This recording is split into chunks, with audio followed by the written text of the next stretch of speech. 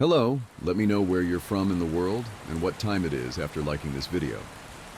The first happened on a case that I went out on right after I got out of training and was still pretty new to everything. Before I took this job, I was a volunteer, so I had a basic idea of what to expect. But on those calls, you're mostly dealing with finding lost people after vets have found signs of them.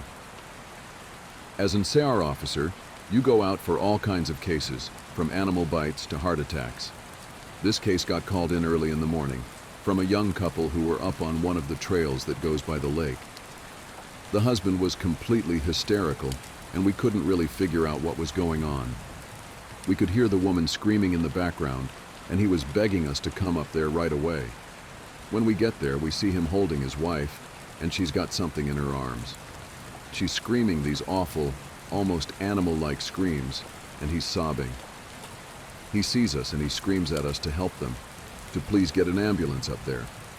Now obviously we can't just drive an ambulance up the walking path, so we ask him if his wife needs help, or if she can walk on her own. He's still hysterical, but he manages to tell us that it's not his wife that needs help. I go over while one of the vets tries to calm him down, and I ask the wife what's going on. She's rocking, holding something, and just shrieking over and over. I crouch down and see that whatever she's holding, it's covering her with blood. That's when I notice the sling on her front, and my heart sinks. I ask her to tell me what's going on, and I sort of pry her arms gently open so I can see what she's holding. It's her baby, obviously dead. His head is caved in on one side and he's covered in scratches. Now, I've seen dead bodies before, but something about this whole situation hits me hard. I have to take a second to compose myself, and I get up and go get one of the other vets who's standing by. I tell him that it's a dead kid, and he sort of pats my shoulder and tells me he'll deal with it. It took us over an hour to get this woman to let us see her kid. Every time we try to take him from her, she flips out and tells us we can't have him, that he'll be okay if we just leave her alone and let her help him. But eventually, one of the vets manages to calm her down, and she gives us the body. We took it back to the med area, but when the EMTs showed up, they told us that there was never any hope of saving the kid. He died instantly from the trauma to his head.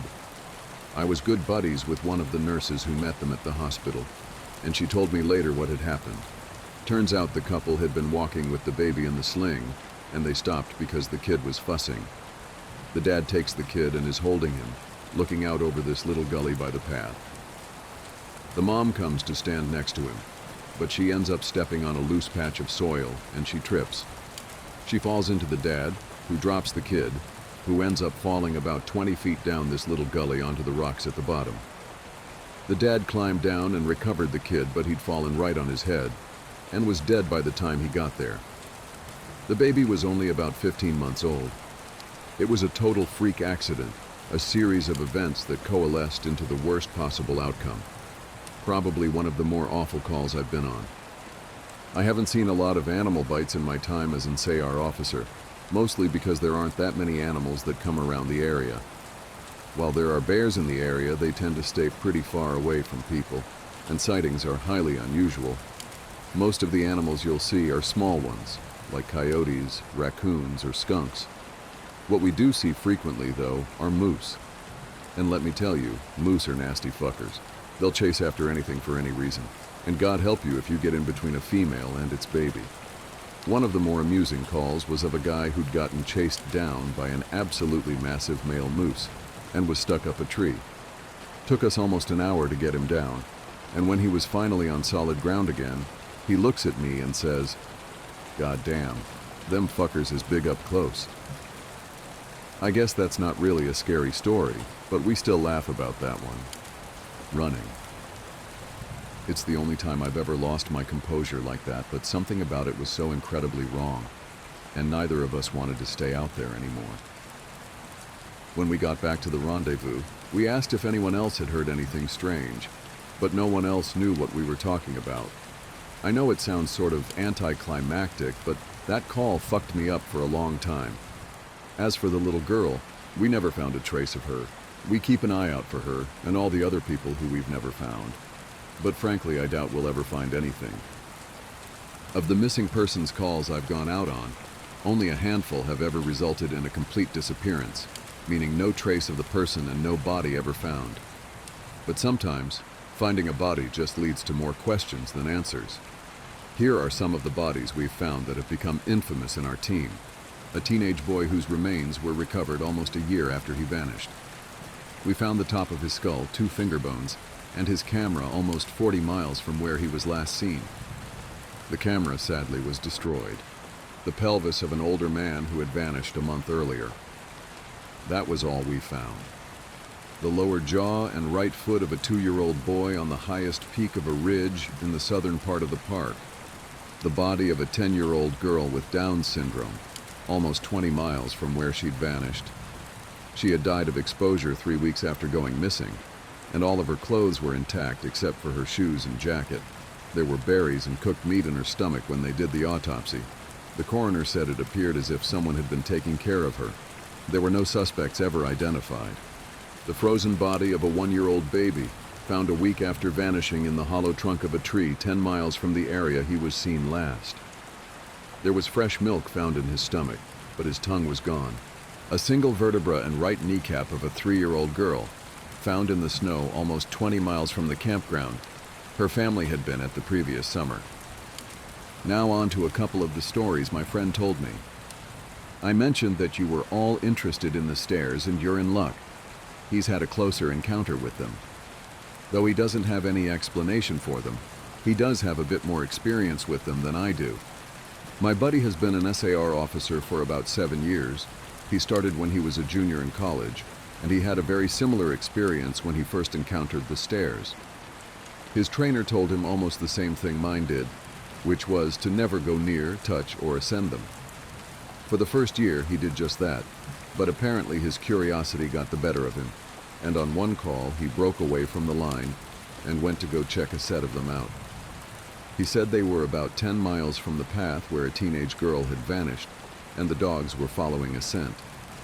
He was on his own, lagging behind the main group, when he saw a set of stairs off to his left. They looked like they were from a new house because the carpeting was pristine and white. He said that as he got closer, he didn't feel any different or hear any weird noises. He was expecting something to happen, like bleeding from his ears or collapsing, but he got right up next to them and didn't feel anything. The only thing, he said, that was odd was that there was absolutely no debris on the steps. No dirt, leaves, dust, anything. And there didn't appear to be any signs of animal or insect activity in the immediate area, which he found strange. It was less like things were avoiding them, and more like they just happened to be in a relatively barren part of the forest. He touched the stairs and didn't feel anything except that sort of sticky feeling you get from new carpet. Making sure his radio was on, he slowly climbed the stairs. He said it was terrifying, because the way they'd been stigmatized, he wasn't really sure what was going to happen to him. He joked that half of him expected to be teleported to some other dimension, and the other half was watching for a UFO to come swooping down. But he got to the top with little event, and he stood there looking around. But, he said, the longer he stood on the top step, the more he felt like he was doing something very, very wrong. He described it as the feeling you'd get if you were in a part of a government building you have no business being in, as if someone was going to come and arrest you or shoot you in the back of the head at any second. He tried to brush it off, but the feeling got stronger and stronger, and that's when he realized that he couldn't hear anything anymore. The sounds of the forest were gone, and he couldn't hear his own breathing. It was like some kind of weird, awful tinnitus, but more oppressive. He climbed back down and rejoined the search and didn't mention what he'd done. But, he said, the weirdest part came after. His trainer was waiting back at the welcome center after the search ended for the day, and he cornered my buddy before he could leave. He said his trainer had this look of intense anger, and he asked what was wrong. "You went up them, didn't you?" My buddy said it wasn't phrased as a question. He asked how his trainer knew. The trainer just shook his head. "Because we didn't find her. The dogs lost her scent." My buddy asked what that had to do with anything. The trainer asked how long he'd been on the stairs, and my buddy said no more than a minute. The trainer gave him this really awful, almost dead-eyed look, and told him that if he ever went up another set of stairs again, he'd be fired immediately. The trainer walked away, and I guess he's never answered any of the questions my buddy has asked him about it since. My buddy has been involved in a lot of missing persons cases where there's never been a trace of them found. I mentioned David Paulides, and my buddy said he can confirm that those stories are, for the most part, accurate. He said that most of the time, if the person isn't found right away, they're either never found, or they're found weeks, months, or years later in places they can't possibly have gotten to. One story he told me really stood out that involved a 5-year-old boy with a severe mental disability. The little boy vanished from a picnic area in the late fall. In addition to the mental disability, he was also physically handicapped, and his parents explained over and over that he simply could not have vanished. It was impossible. Someone had to have taken him. My buddy said they searched for this kid for weeks, going miles out of the accepted range, but it was like he'd never been there. The dogs couldn't pick up his scent anywhere, not even in the picnic area where he'd apparently vanished from. Suspicion fell on the parents, but it was pretty clear that they were devastated and hadn't done anything sinister to their kid. The search was concluded about a month later, and my buddy said everyone had pretty much forgotten it by later in the winter. He was out on a training op in the snow, on one of the higher peaks, when he came across something in the snow. He said he saw it from far away at first, and when he got closer, he realized it was a shirt, frozen and sticking part way out of the powder. He recognized it as belonging to the kid, because it had a distinctive pattern. About 20 yards away, he found the kid's body, laying partially buried in the snow. My buddy said there was no way the kid had been dead for any more than a few days, even though he'd been missing for almost 3 months. The kid was curled around something, and when my buddy brushed off the snow to see what it was, he said he almost couldn't believe what he was seeing. It was a big chunk of ice that had been carved crudely to look sort of like a person. The kid was holding it so tight that it had frostbitten his chest and hands, which my buddy could tell even with the decay that had taken place. He radioed the rest of the crew, and they took the body off the mountain. Now, he recapped all of this for me, and to put it simply, there was no way this kid could have both survived for almost 3 months on his own or have gotten to this peak. There was no physical way this child could have walked almost 50 miles and ended up on the top of a goddamn mountain. To top it off, there was nothing in the kid's stomach or colon. Nothing. Not even water. It was like my buddy said, the kid had been taken off the face of the earth, put in suspended animation, and dropped on this mountain months later, only to die of exposure. He's never really gotten over that one. The last story I'll share from him was one that took place relatively recently, only a few months ago. They were out doing a recon for mountain lions because there had been several reports of sightings in the last couple of days. One of our jobs is to scout out the areas where these animals are seen to ensure that if they are in the area, we can warn people and close off those trails. He was out on his own in a very heavily forested part of the park toward dusk when he heard what sounded like a woman screaming in the distance. Now, as most of you know, when a mountain lion screams, it sounds almost exactly like a woman being brutally murdered. It's unsettling, but far from abnormal. My buddy radioed back and let ops know that he'd heard one, and that he was going to keep going to see if he could figure out where its territory started. He heard the mountain lion scream a couple more times, always from the same spot, and determined the approximate area of the mountain lion's territory. He was about to head back when he heard another scream, this time within only a few yards of him. Of course, he freaks out and starts heading back at a much faster pace, because the last thing he wants is to run into a goddamn mountain lion and get mauled to death. As he got back on the path and started heading back, the screaming followed him, and he broke into a jog.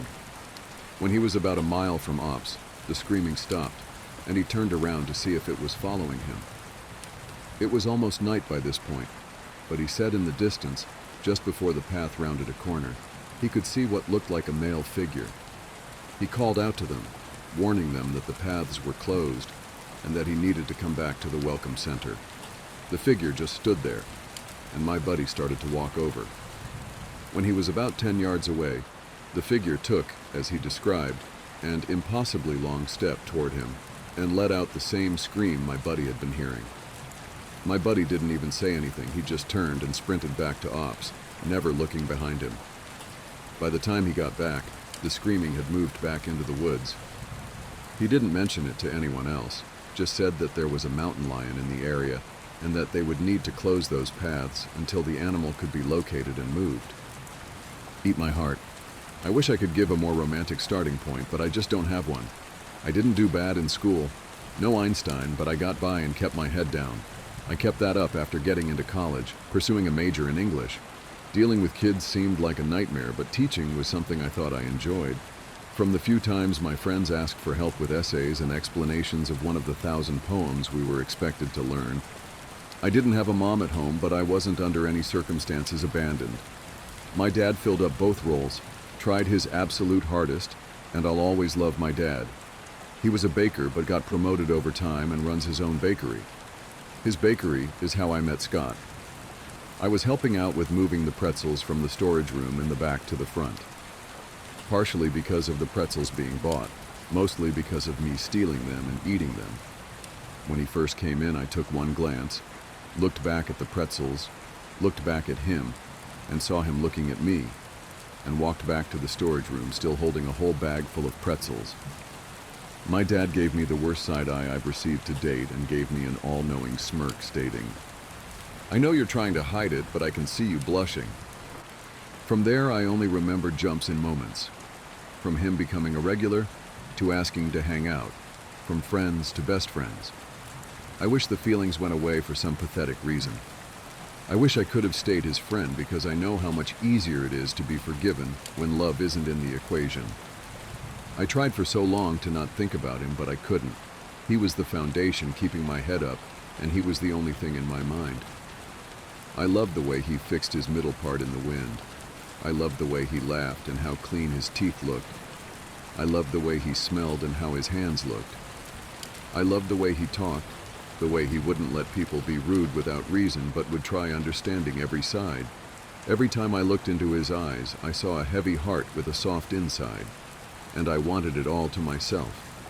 Every other boy and girl that looked his way ignited a hatred in me, like some unforgiven sin they've committed in my eyes. And I do not forgive. I do not forget. By day the feelings were sweet and quiet. By night they turned loud and violent. Thoughts of him looking at me and telling me that he isn't comfortable around me. Thoughts of him seeing me the way I saw myself. I don't know what I was more scared of. Him saying he'll never love me, or him saying he loves me too. Then from those to worse. How I'd react if he died. How I'd hurt and hate myself. What I'd do if he fell in love with somebody else. He wasn't ever mine, but I wanted it more than I wanted anything else in this world. We stayed friends for 2 whole years until I ruined everything. One cold November night, I had came over to his house in just a t-shirt again. I was doing that quite a lot, actually. If he suspected anything, he never had the heart to say anything. I just loved wearing his clothes, his smell, his dead skin particles against mine. Something that belonged to him covering me and keeping me warm. I belonged to him. He wasn't mine, but I was his. We had this obsession over Fight Club. Where he enjoyed the psychological aspects, I just loved Brad Pitt and Norton. There wasn't anything special about the night. I just got drunk and made a mistake. Something came up in the movie. Some scene where the two are making soap. He said we should try. I don't know what I was thinking, but I crawled over to him and kissed him. He didn't say anything, but his body language said enough. The dead motion, the stillness, the mix of shock and horror in his eyes. I sobered up quickly after that. I stood up and left, still wearing his hoodie. I don't know if he looked at me on the way out. I didn't turn around. I didn't deserve to know. We didn't text again for a very long time. I cried in his hoodie till the color drained out of it. Till the color drained out of my eyes. My dyed hair, my painted nails. I cried till I couldn't cry anymore. I'd like to say I got over him, but it would be a lie. I kept on with life, but the ambition I had died off. Being an English teacher turned into working full-time at my dad's. The personality I had liked about myself slowly dwindled and shrank until I wasn't that person anymore. The memory of that person was in the pictures of me and Scott I had saved as my lock screen. Scott's clothes I hadn't thrown out. I didn't turn to drinking or drugs or anything drastic, I just got on. Life felt dull and I knew there was no point of destroying myself. My dad deserved better. Yesterday marked 2 years of me and Scott not talking. I helped my dad cook some cinnamon buns, which I was more than happy to do. Cinnamon was a new favorite snack I had enjoyed. He said to go take a break since the shop didn't need extra hands until around 1 p.m. to where people would usually pop in for their breaks. We owned a building with 3 floors and had the bottom floor dedicated as a bakery, and the other 2 were our living quarters. So I went upstairs and made a cup of tea in our staff room, which was really just our living room and kitchen. I turned on the TV and looked for something to watch for the 30 minutes I had, but couldn't find anything appealing. I turned off the TV, took a long sip from my cup of tea, and checked my phone. Scott had messaged me. "Hey," classic. I tried to hold back the urge to write a paragraph back. I kept writing words and deleting them and writing and deleting. Scott sent another message before I responded. "I assumed you'd text SMTN a little sooner, but I got bored of waiting." Guilt bit down into me. I could have written something. I should have. The love I held never fully dissipated. It couldn't. Dating just felt like I was cheating on him. Sex just felt empty. Nothing could ever break what I felt, but that night hit me in a way I could never recover from. What apology could ever possibly be enough? I wrote back, my fingers were typing, but I wasn't writing in a collected, intelligent way. My body was typing for me. "Why now?" He responded almost instantly. It almost made me smile at how fast he had typed a response back. "I feel like I led you on. I kinda always had a guess you were gay, but I just didn't think that you would. You know." My heart was unbearably loud. My right leg was bouncing, my teeth were quivering. I didn't know what to say. There's no words that could fully express how I felt, how wrong he was. I wanted to tell him that it wasn't his fault. I wanted to apologize and say a million things. I settled on humor. My fault falling in love with somebody who dips chicken into maple syrup. After I pressed send, I got terrified. What if he didn't find it funny? What if his humor changed? What if this and that and this and that? He responded with a shitty gif of a crying, laughing emoji with the caption ROFL. Nobody said that anymore or used that gif. He's such a loser. Low blow coming from somebody who drinks Bloody Marys. Jokes became catching up became talking, and talking turned serious quicker than I was comfortable with. He wouldn't bring up anything recent that happened in his life, only asking about me and trying to expand things as much as he could. From spiked seltzer to bottles of painkillers, nothing had gotten exciting. I never got addicted, but talking to him made me realize I'm technically sober from drinking, since I hadn't drank in over a year. Then almost out of nowhere, after him laughing about my cinnamon obsession, I mentioned I wasn't actively trying to be sober, just hadn't had anyone to drink with. He responded with a message I really missed seeing. "Want to come over? I've got some Coke and some Smirnoff." Within a minute of reading the message, I asked my dad to skip work. After a heavy apology and a promise to do all the cleaning myself when I returned, I left towards the apartment Scott said he was staying in. I knew it was just friends as we could ever be, but my heart was racing. I was wearing the gray hoodie I had taken on the night I kissed him. I held my phone like a baby and kept checking down to make sure the message was real and that I hadn't misread it. It hadn't snowed, but all the local nature was covered in frost. It was still bright, but due to November, it would be pitch black in a matter of 3 to 4 hours. The sun wasn't visible. The glow gleamed through the clouds and shined onto all of the town beneath. Rain was drizzling down with an apparent high risk of heavy rain, but at the time I thought my weather app was over-exaggerating. If I waited 20 minutes, I could have had the bus bring me over, but it was only a 15-minute run, and I wasn't patient to wait any longer than I had to. When I got to the block, my first thought was how horrible the building looked. On Google Maps, it looked like a relatively clean, gray-painted building. Ruins of some kind of apartment block begging for revival or a deep cleaning. The building looked all wrong, in every sense of the word. The graffiti was everywhere, but none of it was coherent. Odd sentences that made no sense, strange drawings and strange glyphs. The concrete had some kind of outer coat that was peeling off. What wasn't falling apart was covered in vines.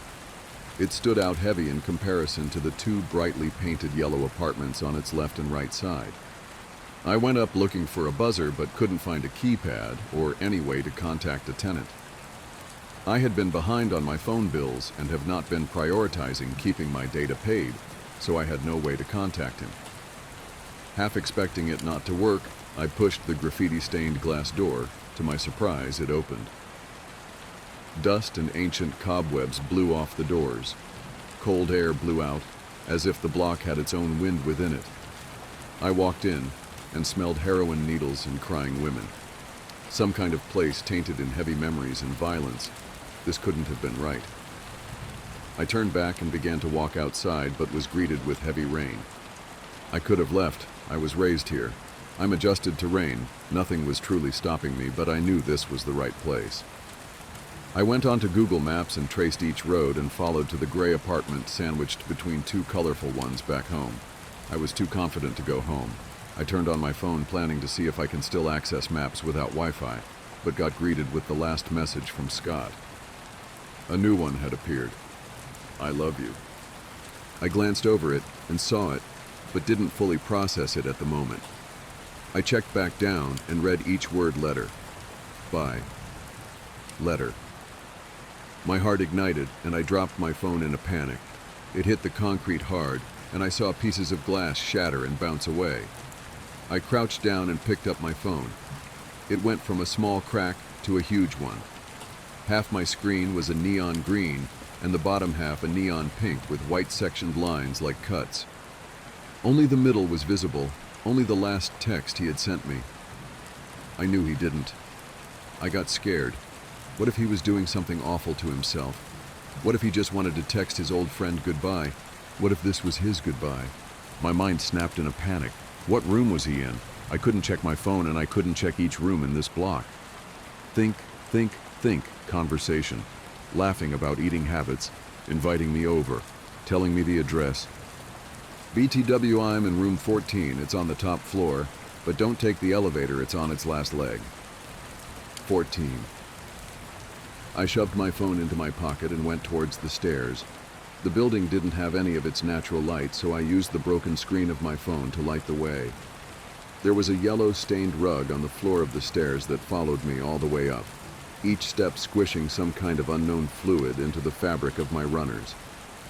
I wasn't paying attention to smaller details, but I could imagine maggots on the floor crawling to the decaying, rotting body of Scott. Dying alone next to the phone waiting for me, I sped up. His name was stuck in my throat between panting breaths. I let him out, screaming and pleading and begging, but I got up to the last floor. I stopped for a second to pant and then looked up at where his door was. My heart sank into my guts. His door was covered in some kind of green moving vines, some form of green tendrils moving, swirling, almost breathing. The ends were caressing where the number of his door was. 14. I charged into the apartment and tried breaking through the door but failed to break it down. The tendrils reacted and shrunk, tightening against the door. I followed the tendrils with my eyes and realized they led into the room. No, they were coming from the room. Scott? I whimpered. Scott, what the fuck is this? Are you okay? The tendrils remained unchanged. I took 4 steps back, counting each one, and charged back into the door, slamming against it with my shoulders. I took more steps and rammed over and over and over and over and over and over and over until the wood reached a breaking point, and I ended up crashing right through the door into the apartment. I coughed. My lungs and shoulders felt like they were burning. I luckily didn't get any splinters or land on anything sharp. In fact, my landing was weirdly soft. I put my hands under me and pushed myself up to see the apartment. It was overgrown, writhing green vines shifting and moving lively, covering each possible surface of the floors and the walls. Some areas led into masses of contorted greenery, which had gorgeous red mushrooms growing out of them. The only light illuminating the room was a scarce yellow coming from the right to where I assumed the bathroom to be. I walked forward trying to avoid the vines and went into the bathroom. There wasn't any of the bathroom left. From the floors and ceiling to the doorway and walls, everything was covered. Not an inch of tiles or plaster was visible. Pulsating, swirling, shifting, and breathing vines moved across each other like snakes fighting over any ounce of color that wasn't green. The living tendrils swirled, and I picked a single one and followed it from its end all the way over to where I realized all the vines were coming from a huge cluster of them in a particular shape, a bathtub. I wanted to run and scream and cry more than anything, but I couldn't. Something overtook me. I looked down to my feet and saw one of the ends of the vines had wrapped themselves around my foot. It wasn't a strong sensation like it was forced. It was warm, inviting. I took a step forward and the vine let go, moving under my foot and making space onto the floor for me to move without hurting the vines. The moment I got close to the tub, the vines shifted and moved and opened up a viewing window so I could see the contents hidden within. I collapsed onto the floor beside and grabbed onto the vines. They held me back. He wasn't groaning. He didn't have that much left in him. His skin was plastic, faded, yellow, shining. It looked wrong. Vines contracting and shifting around his exposed ribcage. He only had one organ left. No lungs, no liver, no stomach, no intestine. Just a massive bloated heart. It was shining orange with a bleak white hue at the bottom. It was beating and barely contained in its wooden ribcage. I rubbed the vines, realizing the pulsating of the vines matched Scott's heartbeat. I held the edge of the tub, feeling weak. A vine slowly moving and wrapped itself around my hand. It didn't speak to me in the general sense, more so I felt the meaning. It went beyond needing to be understood. The guilt, the loneliness, all the girls he left behind broken and sobbing. I felt what he had felt in my absence, the good and the ugly. Scott didn't love me the way I loved him, but he missed me, and in his own way he did love me back. I sobbed, crying from all of his pain passing through me. I felt like I was being gutted. The vines leached off of me, prying into my love for him. I wanted to leave. I wanted to leave more than anything. I loved him, but he's gone. There's nothing left of him. Nothing to love. I tried to take my hands off of the bathtub, but noticed the vines held me in place. When I tried to pull against them, they held me tighter and pierced into my skin, tightening and impaling and holding me still. He didn't want me to leave. Whatever was happening, whatever he was changing into, he didn't want it to happen alone. I tried to use my legs to stand and push myself against them, but I found my whole body encaged in their grasp. "Scott, please let me go." His dead mouth didn't so much as twitch. The grasp didn't change, only got tighter against my body once I put any force behind it. I tried one more heavy squirm to fight against the vines and got sent into agony.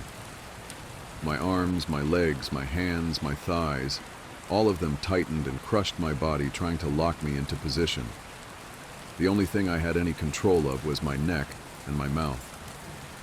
I felt my body getting weak, the pain shifting all throughout my body, making me hear my own heartbeat. I could also feel my own blood flow slow and boil into my brain, making every thought a nightmare to hold on to. "I love you too, Scott," I cried. I cried it out with a tear while my whole body was burning. I repeated it. "I love you." Begging and pleading and praying for the words to go through and for something to change, but nothing did. It just got tighter. I gave up and cried, weeping in the same place and moving my head down to try to put myself against the bathtub. I then noticed just how far I can reach down with my mouth and decided on one final idea. As quickly as I could, I moved my head down and bit down at the vines around my right hand. The bite made my entire right arm burn as if I was gnawing through my own flesh, but I pursued. I bit deeper and deeper, seeing blood leaking from the vines. I chewed and spit and chewed and spit and chewed and spit until I had a weak enough section to tear my hand out of. As I got one limb free, all the others got worse, but I had my strength, and I knew if I didn't fight now, I might never get the chance to fight again. I pulled on my left hand and moved it as close as I could to my mouth. I got it and pulled and dragged it into my mouth and gnawed. With both my hands free, I tried to rip the vines off my legs, but had no such luck. The more I pulled, the worse it got. I couldn't rip the vines off of me. What should I do? What can I do? I looked over at Scott's body. I noticed a small glimmer on his cheek that had fallen from his eye. Scott had been crying. He can't control this, but he's conscious. I know he would have wanted me to. I know he didn't want to be trapped there, in a personal cage. I grabbed onto the wooden ribs, keeping the strange, beating heart in his chest, and tore them. They were fragile, wet, weak. They broke off easily. I broke 3 more, giving myself enough space to reach into the chest and grab. It didn't feel fleshy or wet, anything you'd associate a beating heart with. It was almost rubber, some kind of smooth silicone texture that was soft and squishy. I put my hand underneath it and felt it beat and instantly pulled my hand away. The curiosity which had become Scott's heart had shocked me in some way. I looked at my hand and saw tiny specks of green injected into spots around my right hand that burned. I did my best to ignore them and wrapped my hand around the heart. The vines that still had a grip on me began tightening more and more, and I felt like I had seconds before my bones snapped. I couldn't wait anymore. I couldn't take that risk. In between tears, I grabbed, I squeezed, and I pulled. The heart had attached itself into threads of flesh that wouldn't let go quite as easily as I wanted. I slowly pulled the heart closer in the direction of my head, avoiding the pain each beat sent from my hand down my wrist, down my entire body. After one blind moment, it tore. The vines had instantly let go, and I collapsed onto the floor behind me. His heart had lost the pulse and color that made is so magical and strange. Replacing the rubber was an outer layer that had petrified upon losing contact to Scott's body. It was hard, almost wooden, but not quite. It had jagged edges and dents, and along the middle it had a rough part that circled around it. It resembled a really big peach pit. It was a seed. I cradled it, figuring it was harmless now. I stood up and looked at Scott's lifeless body one more time.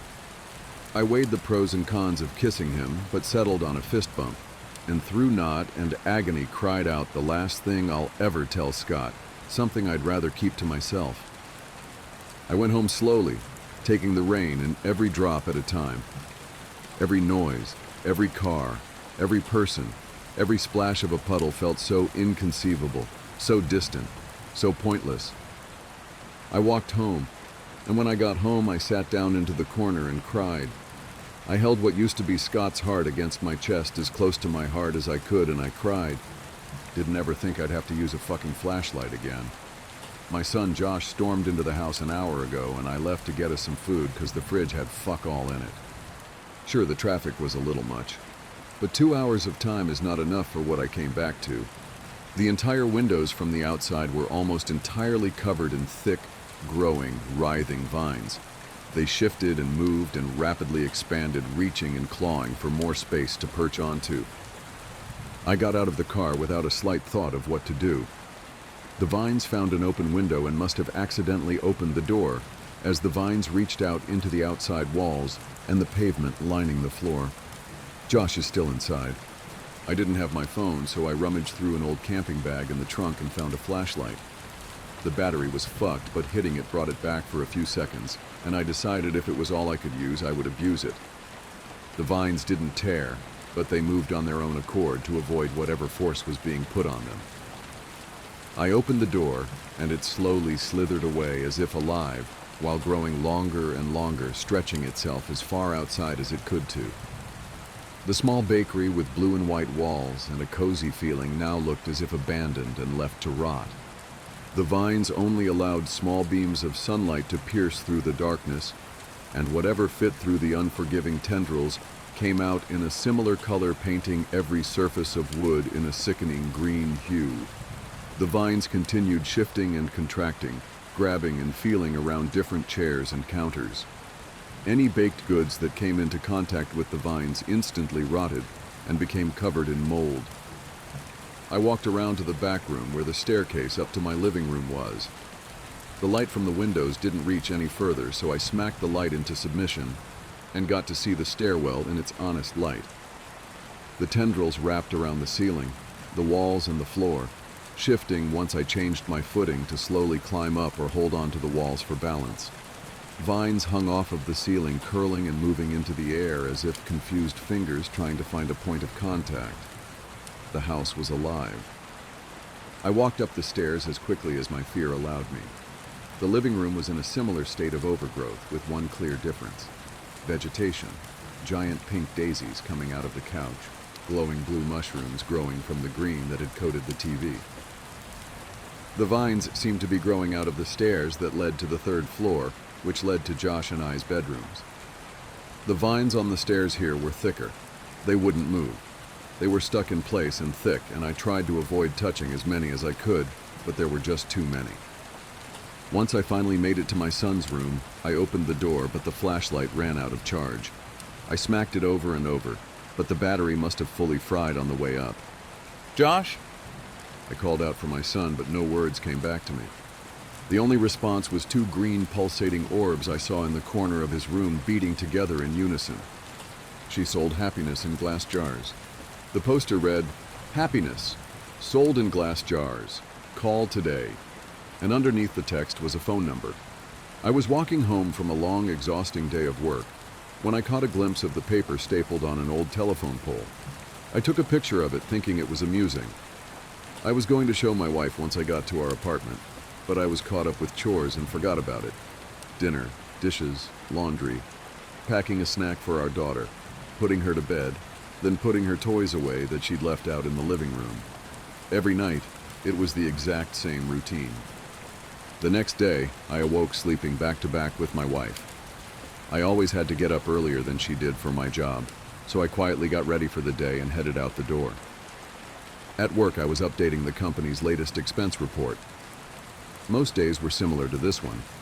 They were basically paying me to stare at a computer for 9 hours a day and input a couple numbers into a spreadsheet. I finished my work very quickly, so I decided to head out of the office early. It also helped that it was a Friday, and a lot of people leave early at the end of the week. On my walk back, I was thinking of what my life had become. I did this often. I always dreamed of traveling when I was younger. I wanted to drive across the country or solo backpack across Europe. Then I met Kelsey. Don't get me wrong, I loved Kelsey. I mean, I still do. We just don't have that spark anymore.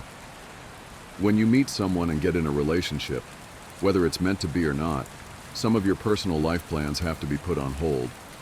And then that relationship turns to marriage, and then you have a baby, then you have to enroll your daughter in a preschool, then you have to get a better paying job and work more hours and blah blah blah. I'm not trying to throw a pity party for myself. I'm just saying I wasn't exactly content with where I was in my life. I wouldn't have referred to myself as a happy person. As I took the same route home that I did every day to work and back, I walked by the same poster I had passed the day before. I don't know why, I really don't, but I decided to call the number.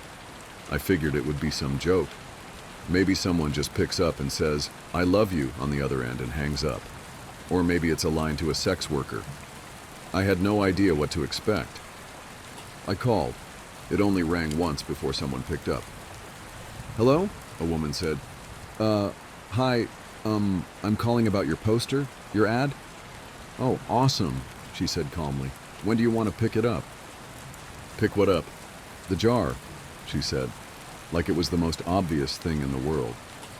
"Oh, of course, I realized then that I had left work early without telling Kelsey, so I could just go pick it up now and she'd be none the wiser." "What exactly is it that you're selling?" "I just told you. It's happiness, in a glass jar, like the poster said. Happiness keeps best in glass jars. They're more durable than, say, a plastic bag." Okay. Should we meet somewhere?" "For sure. I don't want you to end up being a creep or something, so let's go to a public place." The public place we decided on was a Starbucks parking lot a little over a mile from me. Now, I didn't think I was really going to be buying a jar of happiness or whatever. I was 99% sure she was going to sell me drugs. Maybe heroin would be in the jar. I remember thinking, oh no, happiness is probably a nickname for some street drug, and I'm going to a drug deal. What if she's a cop? Am I going to be arrested?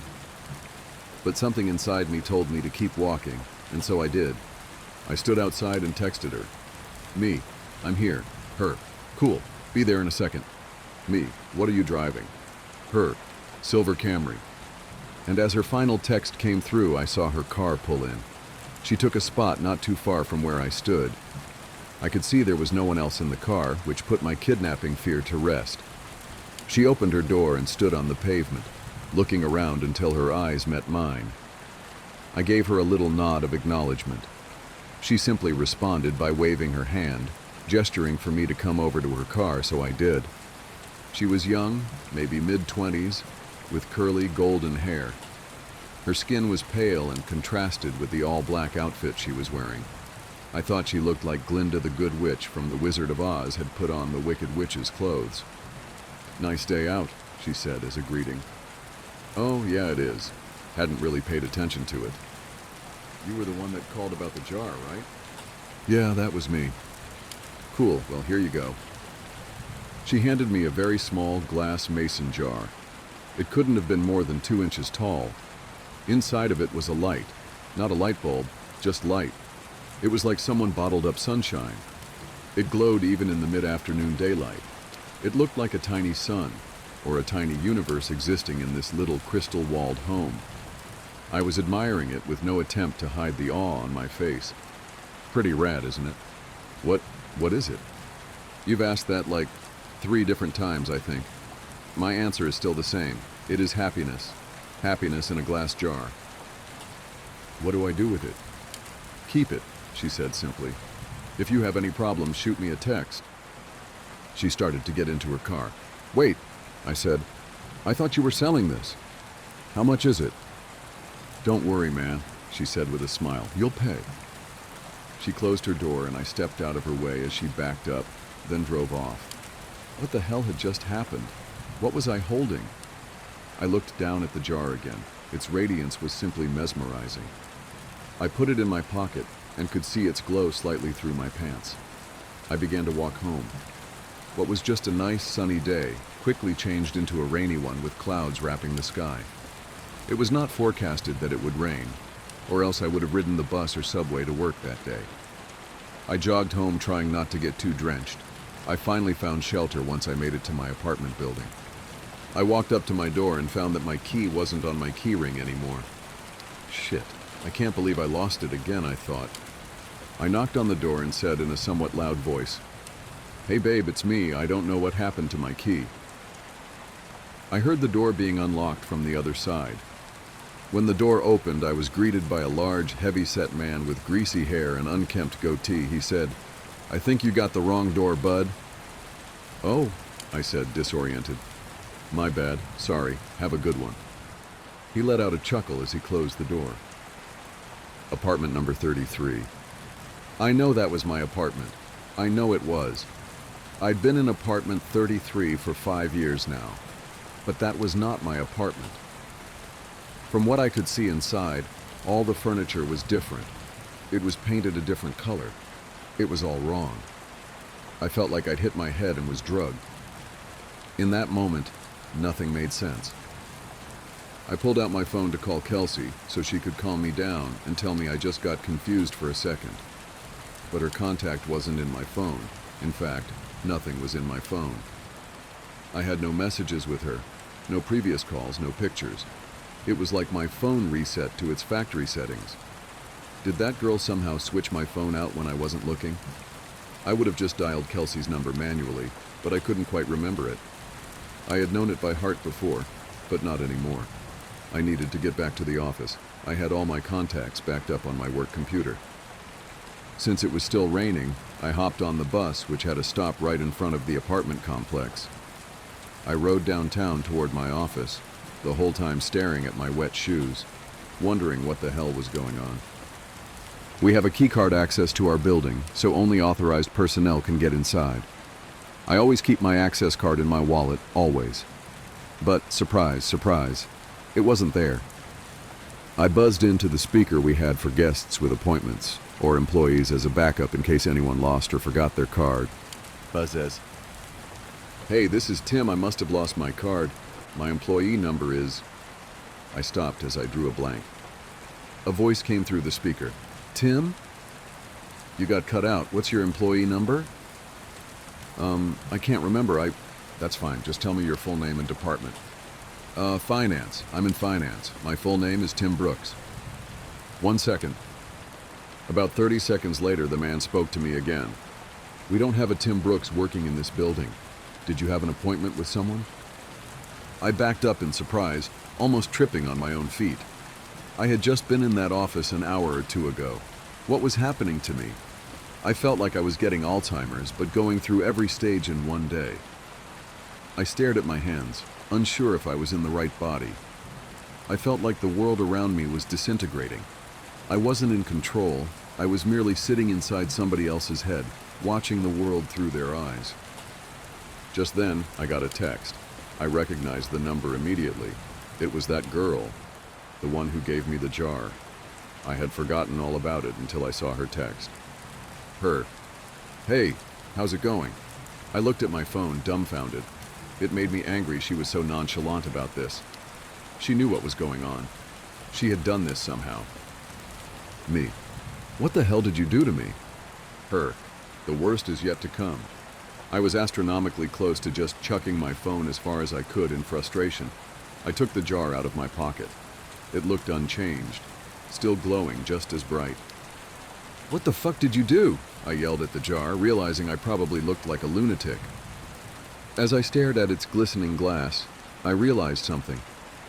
I didn't know what my wife's face looked like anymore. I knew her name. Well, I know it started with a K or maybe a C. I couldn't picture her in my mind. I knew I had a wife. I knew I did. Yes, because I had a daughter. I had a wife and a daughter. I just couldn't remember their faces then, or their names, or their birthdays, or any memories I had with them. I know they existed. They did exist. I had just seen them that morning, right? I couldn't remember how she looked, or what she smelled like. What was our first date? We had a wedding, right? What about our first kiss? Or my daughter, or was it my son? Maybe I didn't even have a kid. But my wife, or girlfriend, she was real. I knew she was. The thought was tearing me apart. I couldn't see her in my head. I couldn't recall a single fact about her. I was standing outside of the same building, but I was unsure why I was. Did I work there? I must work somewhere. The rain was accompanied by a chilly wind now. It was whipping at my face, making my nose and cheeks sting. I wanted to go home. I wanted to be with her. I wanted to be warm. I wanted to go into a shitty office job that kept a roof over my head. I wanted it all. I was soaking wet. I was miserable. I couldn't remember my parents or my childhood. Did I even have any friends? Why was I in the rain? I looked down at my hand. I was still clutching the jar. The only memory of my entire life I could concretely remember was that girl giving it to me, telling me it was happiness. It did not bring happiness. It brought pain. It brought suffering. I was more miserable in that moment than I'd ever been. My phone buzzed. Break the jar, Tim. I looked at my other hand. With the setting sun and the rainy sky, I swear the jar glowed brighter than any streetlight near me. I didn't break it because I was following her instruction. I broke it because I was angry. I broke it because I was upset. I needed a release. I raised my arm above my head and brought it down with one swift motion, shattering the jar on the concrete beneath my feet. That dark, chilly air accompanying the rain spread away like it was the shockwave of a bomb going off, and I was at the epicenter. I saw the warm, yellow light from inside the jar spread rapidly across the ground and ascend into the sky. It was as if I was watching the beginnings of the universe being created, like God had just snapped his fingers and said, "Let there be light." I was engulfed in it. I could no longer see street or rain or anything dark. I felt like I was plummeting into a star going faster than the speed of light. It felt like sitting in front of a fire on a cold winter's night, but that warmth was covering every inch by body. And then I blinked. Immediately I could feel the sheets beneath me, and my back barely touching my wife's. I was staring out the window. The morning light drenched through the glass and gleamed on my face. I stood from bed and grabbed my phone. It was Friday morning. I had one text. Let me know if you ever need another jar. I called in sick to work. I snuck into my daughter's room and greeted her with a kiss and told her she didn't have to go to preschool today. We were going to have a family day. She smiled and stretched out her arms with a yawn before curling up and falling back asleep. I got back in bed and squeezed my wife tightly. I didn't let go for hours. Our daughter came into our room and woke us up eventually. She was jumping on the bed and shouting for us to wake up. Yesterday, I may have found that annoying. Yesterday, I may have found a lot of things annoying, or monotonous, or dull. But not today. Today, I pulled her under the covers in between me and Kelsey. Today was going to be a good day. Today, I was happy. Maria on the moon. Did you know that early astronomers thought there were oceans on the moon? I asked, looking up from my book. My mom shifted in her bed, a tangle of IV tubes shifting with her. Of course. The moon seems like the perfect place to find an ocean. What a shame we never found water then, I said, because those false seas, astronomers called them Maria. Mom smiled. How sweet of them to name the moon oceans after me. Well, they didn't find any oceans, I reminded her. Maybe they just didn't look hard enough, she replied, a little laugh slipping from her lips. For all of the pain she was in, all of the fear she must feel, my mother always had the kind of laugh that could light a candle. We were in her hospital room, the same one we'd been in and out of for the last year and a half. Sometimes we had a roommate, sometimes we were alone. Always she held steady enough for both of us. The rock I tied my hope to. The wall against the grief I knew was coming. Cancer is such a mundane word for something so hungry and cruel. I've noticed medicine does that a lot. Covers horror with tedious language like a bedsheet over a body. Malignant, inoperable, metastasized, terminal. But when she laughed, we weren't in the hospital anymore. We were home. When she laughed, she wasn't sick, she was young again, and I was a kid, and the world was a bright place begging to be explored. What a miracle my mother was. Cancer had taken so much from her, aged and hurt her, but it could never steal her laugh. That was hers to keep. How are we feeling today? The doctor asked. He came in less and less often. We could all sense this was the final stay in this room.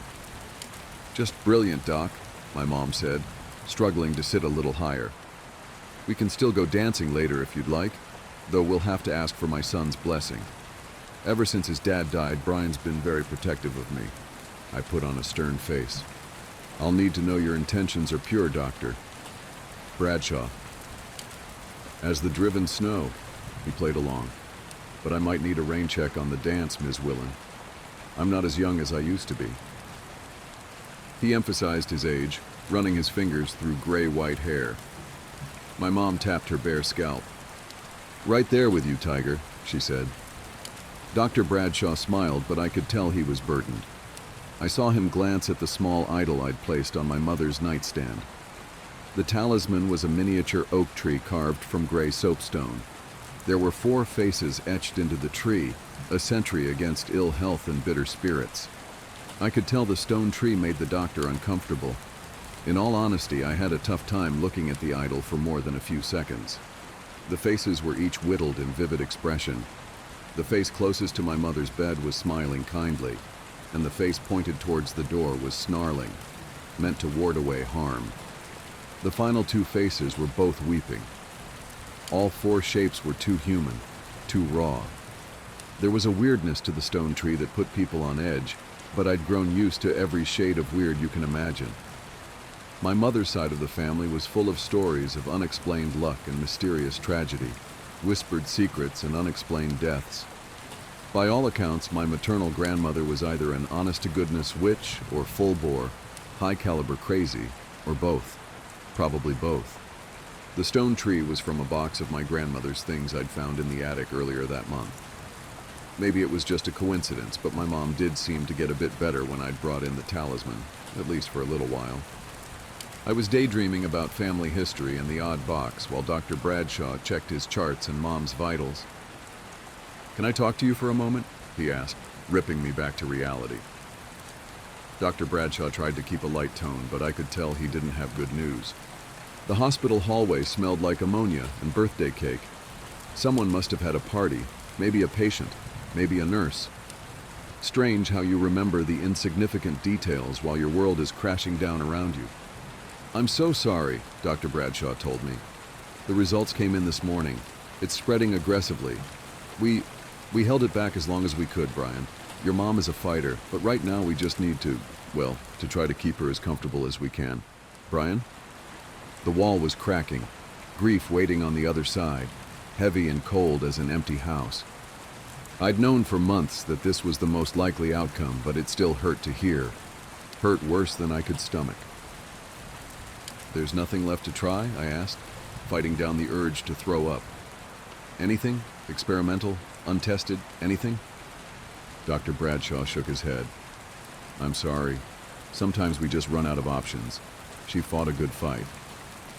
How long does she have left? I asked, looking back into her room. She'd fallen asleep. Not long. Maybe days. Have you considered hospice? The smell of ammonia and birthday cake. The steady beep of Mom's heart monitor. I tried to focus on the world around me. My hope wasn't dead yet. If medicine couldn't help my mom, maybe something older could. I thought of the box of my grandmother's things waiting in the attic. There was a lot in there I hadn't gone through yet. Books and candles and secrets and lost things. Maybe there was a cure, or at least a way to keep the fight going. No, I said. If all that's left is to make her comfortable, I want to take her home. The doctor smiled. I understand. We can give you some medication, ways to help her with the pain. He put his hand on my shoulder.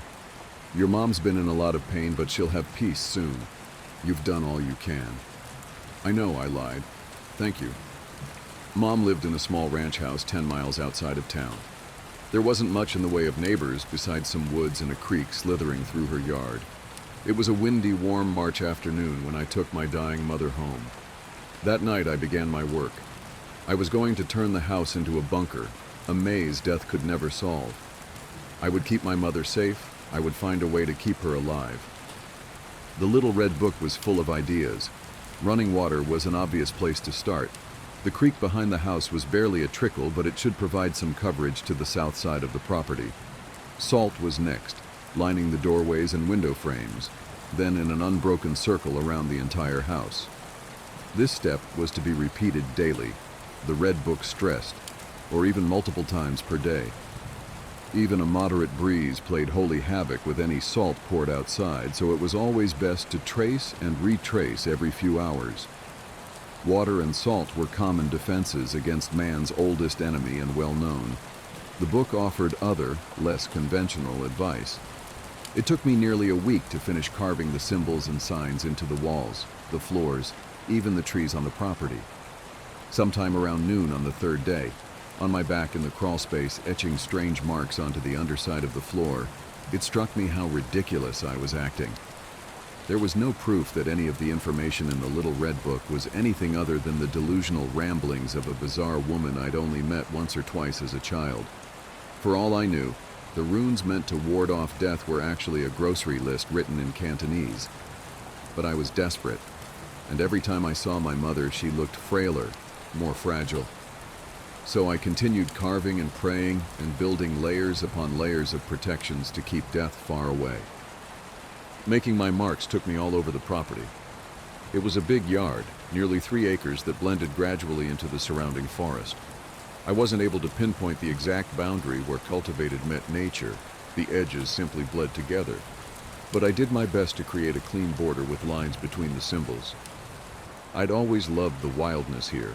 The way you could wander a few hundred yards away from home and feel like you'd traveled hundreds of years into the past to somewhere primal. This was the perfect playground for a kid, whether I was out exploring trails or trapping minnows, or spending the summer building yet another treehouse, convinced this would be the final one. It never was. I was never satisfied. The house itself, though small, was more than enough room for my mother and me. Dad died when I was 7. I don't remember much about him, just how big he seemed, with a bonfire grin and arms that I thought could hold the whole world. My mom often said I took after my father. I could see it in the old pictures of him.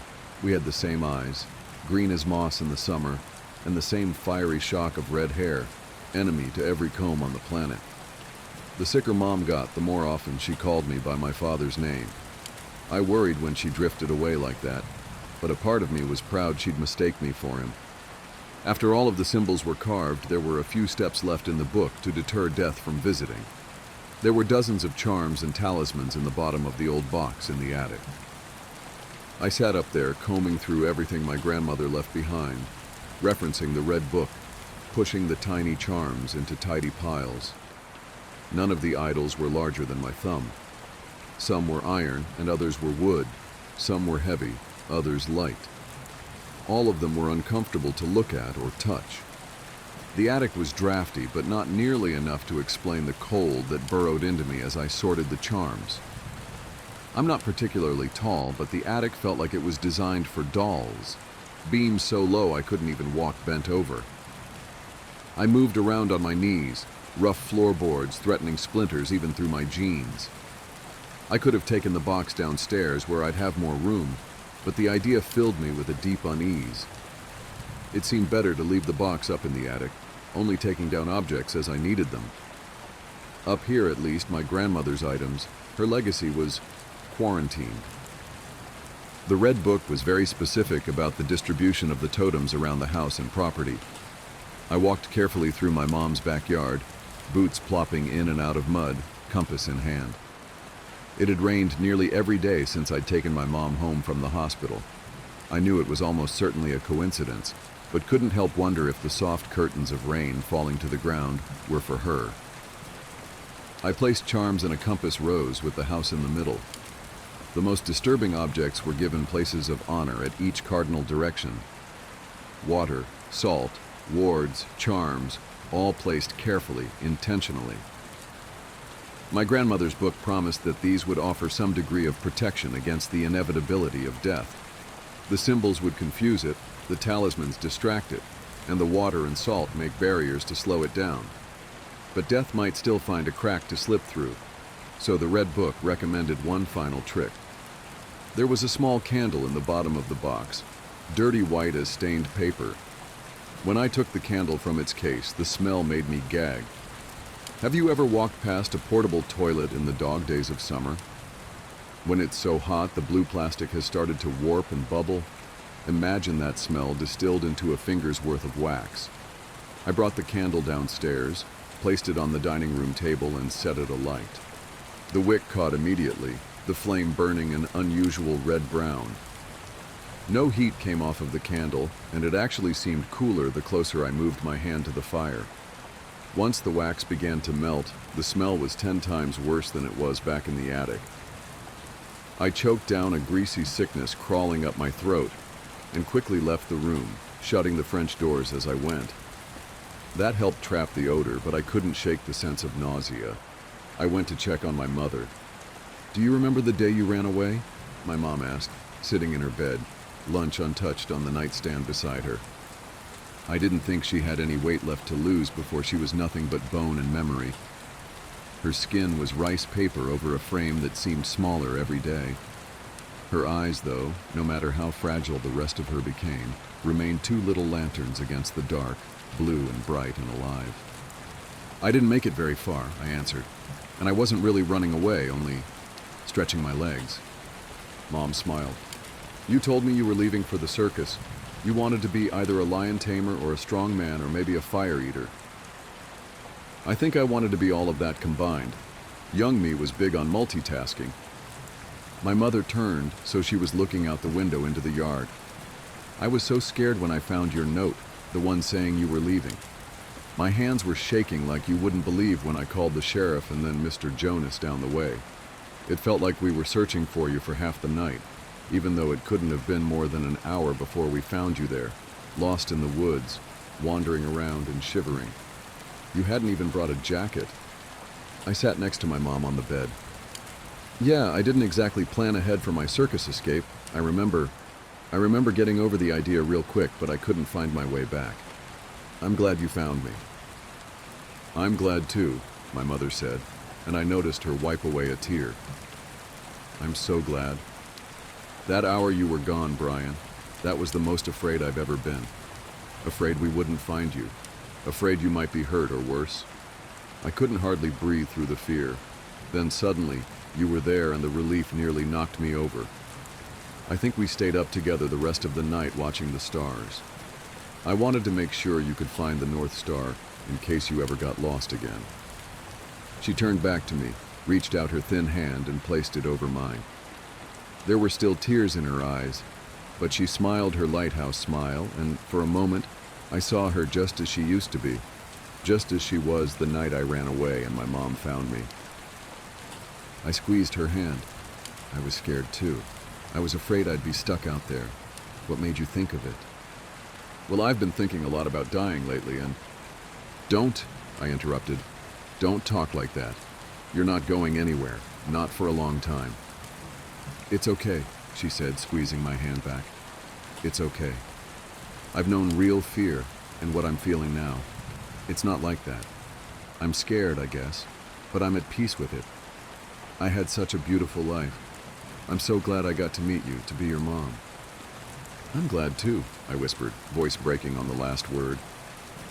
But I won't let you go without a fight, I added silently in my mind. Something was trying to get to my mom. The strangeness began the day after I lit the candle. At first it was small blips, tiny wrongs that I chalked up to my imagination. Doors I knew I'd closed at night were open in the morning. Food began to rot and spoil within days of me bringing it into the house. Eventually, food would go bad almost immediately. Every few hours, the television in the living room would either turn off if it was running or on if it was off. Clocks would stop overnight, always at 3:03 a.m.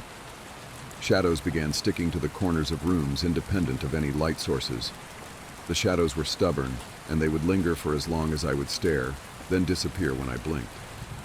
I began hearing bumps and knocks at all hours, and sometimes, when I'd enter an empty room, I had a sharp, fleeting certainty that it was only just occupied.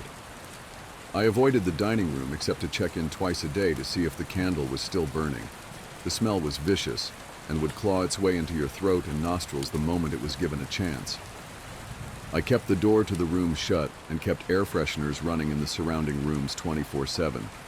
The funny thing was, the candle never went out, never even seemed to shrink. I could see the wax melting, but day in and day out, the candle refused to change. Days marched into weeks, and the wrongness only grew deeper. My mom and I both lost sleep to vivid nightmares that we couldn't remember when we woke up. Only the echoes remained, but those were enough to leave my pulse sprinting until morning. I started sleeping in a chair in my mother's room. I did this to comfort her if she woke up confused during the night, but also because, if I'm being honest, I was too scared to sleep alone. I felt like a child running into his parents' room, convinced there was a monster under the bed. Thing is, maybe there was. By the third week, I couldn't keep doors closed. They would slam open the moment I left the room. A terrible scratching began inside of the walls. I told my mom it might be squirrels or mice, but the sound was so insistent, not like rodents milling about, more like a dog wanting in. I stopped leaving the house for supplies. Instead, I had what little food we ate delivered. I kept the curtains drawn. There was tapping on the glass every night. About a month after leaving the hospital, we were living like zombies. The dining room couldn't contain the smell of the candle anymore. The entire house was clogged with the scent.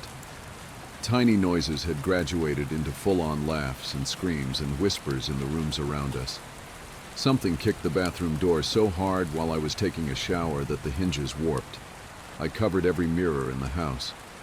I'd started to see things in the corners looking back at me, half-hidden faces, shapes that skittered away as soon as I turned around. Mom was drifting further and further away. She had long moments of confusion where she'd forget my name, forget where we were. Sometimes she'd think I was my dad. Other times, she'd just stare at the wall for hours, growing fainter and fainter each day like a Polaroid left in the sun. But she was alive. It was clear that we were under siege by something.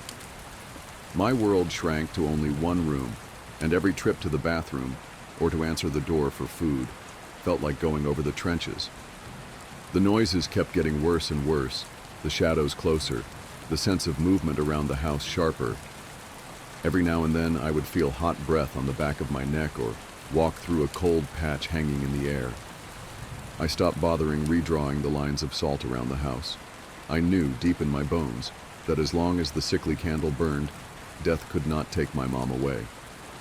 On the 33rd day after leaving the hospital, I woke with a start from a nightmare, only to find my mom's bed empty. She hadn't been able to walk the past week at all, so my first feeling was hope that she might be improving, at least a little. Then I noticed the odor we'd been living with for weeks was gone. "Mom!" I shouted, running in bare feet out of the room. I found her in the dining room, the door wide open. She was standing at the table, frail as a neglected scarecrow, bobbing back and forth. Her hands were hovering over the candle. The flame was out. "Why did you do that?" I whispered. "Mom? Mom? Are you okay?" I padded into the room, the wooden floor freezing cold. My mother didn't react to my presence. She just continued rocking side to side. I realized she was still asleep. "Mom?" I gently shook her shoulder. "Wake up." Her head snapped back and she nearly fell. I caught her on the way down. It felt like she weighed nothing at all. "What's going on?" she asked, looking around the dark room. "Where?" "You're okay," I told her. "You were sleepwalking." "I was having the most unusual dream," Mom mumbled. "There were so many stars and—" She began to shiver uncontrollably. The cold hit me a moment later. I let out a gasp. The house was chilly before, but the dining room was near Arctic. My breath bloomed into a thin cloud in front of my face. I became acutely aware of the complete silence filling the house. Then I heard scratching. It was coming all throughout the house, deep tearing sounds at the walls around the dining room. Footsteps came immediately after, heavy and fast. Somewhere in the house, a window shattered. "Brian," my mother said, holding on to me. "Don't worry," I said. "Everything will be—" My voice deserted me as a massive shadow unfolded in the corner of the room. It was shaped like a man, but tall. So very tall. And it was fast. Before I could yell, the shadow was on us, pouring over my mother. In the space of a heartbeat, she was simply gone. "No," I whispered, clawing at the dissolving shadow where my mom used to be. "No, no, no, no, no." The shadow was disappearing like a puddle, sinking into the floor. There was a texture to it, oily and too slick to hold. I thought of my mother the night she found me lost in the woods, the night I'd run away. Her face filled my memory, her lighthouse smile. I remembered the relief I felt when she found me, the overwhelming love. I held on to that feeling, clutching it close. "You can't have her," I whispered. I closed my fist around the last threads of the shadow. There was a terrible sensation of pulling. It was like I'd caught a horse by the tail and it was trying to shake me. But I held on. A sense of ripping and being dragged. It was a riptide with a mind of its own. But I held on. It could not shake me. The temperature was dropping every second and I felt my vision growing dark. The last thought that ran through my head before I blacked out was a promise to myself that even if I died, my grip would hold. I wouldn't let my mother's life slip away. All sounds and light faded, narrowing to a pinprick and then going black. I woke up under a field of stars. I was lying in soft grass, still wearing my pajama bottoms and an old t-shirt. It was cool, wherever I was, but comfortably so. I stood up. There were trees all around me, tall and close, stitched together with shadows. Immediately to my right, there was a road that ran straight as far as I could see, blurring into the horizon. But the stars, they were like nothing I'd ever seen before. Bright ribbons of northern lights rippled above me in green and blue and purple. Stars lit the sky like millions of lanterns floating on a still ocean. The moon shone sharpest of all, a spotlight hanging above the tree line, so close I thought I could stretch up and brush its face. "You are persistent," said a voice from the forest behind me. I whipped around but couldn't see anyone. Then a dark spot began to clarify against the gloom. The silhouette separated itself and moved towards me. I recognized it instantly as the shadow from the dining room. As it moved closer, the thing grew and grew until it touched the sky and filled my vision. A deep dread sank into me, but I stood my ground. "Give me back my mom," I shouted. The silhouette pulled away from the sky, and then it was standing in front of me, the shape and size of a tall man. But instead of a shadow, the thing had wrapped itself in stars.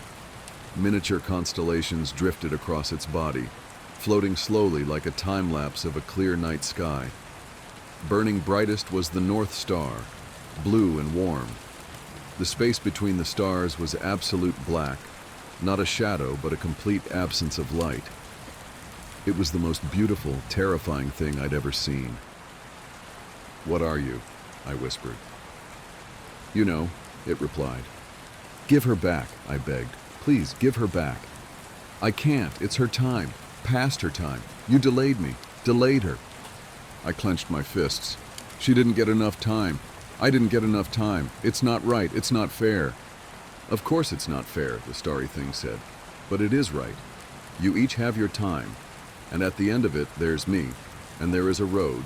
And we walk it together." "Where to?" I asked. "Where are you taking her?" "I don't know. It's not for me to know, only to know how to get there." "Then I won't let you take her." I planted myself in the road. The world was still and solemn around us. The constellations drifted like clouds, and a soft breeze stirred the branches. The starry thing didn't respond for a moment. "Your mother was kind and caring. Wherever she goes, she'll have peace," it promised. "But," the creature raised its hand, "did you ever stop to think that death isn't an enemy? Death simply is. It is the natural partner to life. It knows no prejudice or malice, has no designs or ambitions. Your mother spent so long suffering, felt so much pain. Instead of letting her rest, you took it upon yourself to draw her life beyond its given course. You kept her alive, but at the cost of stretching her thin, prolonging her sickness, diluting her. Did you keep her alive for her benefit or for yours?" I couldn't answer. "Stretching a life is unnatural, dangerous," it told me. "In the weeks you kept me away, you drew the attention of old things, hungry things, forces that would like nothing better than to swallow even the memory of your mother, to tear and bite until there was nothing left but pain and fear and a perfect emptiness." I shuddered, remembering the clawing sounds, the shattered window, and the laughter from empty rooms. "I'm sorry," I whispered. Can they hurt her here? Is she safe?" The stars in the shadow burned brighter for a moment. "Your mother won't walk her road alone. None of you do. I walk with you, always to the end." "Can I see her?" I asked. "Please, let me say goodbye." It considered for several seconds. "You are persistent." And then the starry thing was gone. I was standing alone on an empty road. "Brian." I turned to find my mother behind me on the road. She looked younger, healthier than I'd seen her in years. The frailty was gone, and my mother seemed exactly as I remembered her when she found me in the woods all those years ago. "Isn't this the most beautiful dream?" she asked, staring up at the night sky. "Yeah," I said, trying to keep my voice steady. "A beautiful dream. I love you, Mom. I love you so much, so very much." She smiled and touched my cheek. "I love you too. Don't cry, it's okay. I'll wake up any time now. I'll see you then." I nodded, wiping at tears. "Sure, yeah, I'll see you then." "What do you think is at the end of the road?" she asked. "Do you think I'll have time to find out before I wake up?" I looked out at the road, scanning the trees for any hungry shadows. "I don't know. I don't know where it goes, but promise me you'll be careful." My mom smiled wider. "Of course I'll be careful." "And she won't walk alone," said a familiar voice behind us both. I turned, expecting the starry thing. But the man standing on the road was entirely normal. The light from the moon was enough that I could see he had moss-green eyes and a bright shock of red hair. "Such a beautiful dream," my mother said. The man came towards us and took my mother's hand. He and I looked so alike, I could see why my mother confused us when she was sick. "Take care of her," I told the man. Just please take care of her. Make sure she gets where she's going. There are things out there that want her, to hurt her. It's my fault. I'm sorry. I'm so sorry." The man squeezed my shoulder. "She'll be safe, watched over." If the devil himself is waiting on the road ahead, he'll move, or he'll be moved. I believed him. Thoughts raced through my head. There were so many things I wanted to say, questions, a million ways to say goodbye. I wanted to stretch out the moment for as long as I could, but I realized I'd already delayed my mother enough. I love you, I told them both. Goodbye. I woke up back in my dining room sitting at the table, the unlit candle in front of me. The house was quiet and still. There was no more scratching, no sound or sense of life at all. I walked through every room. The house was empty. I was alone. I've spent the past couple months working on the house, erasing the marks I'd made, fixing up the property. Some nights I take long walks out into the forest. I'm far enough out in the country that on clear nights it's like looking up at a sea of stars.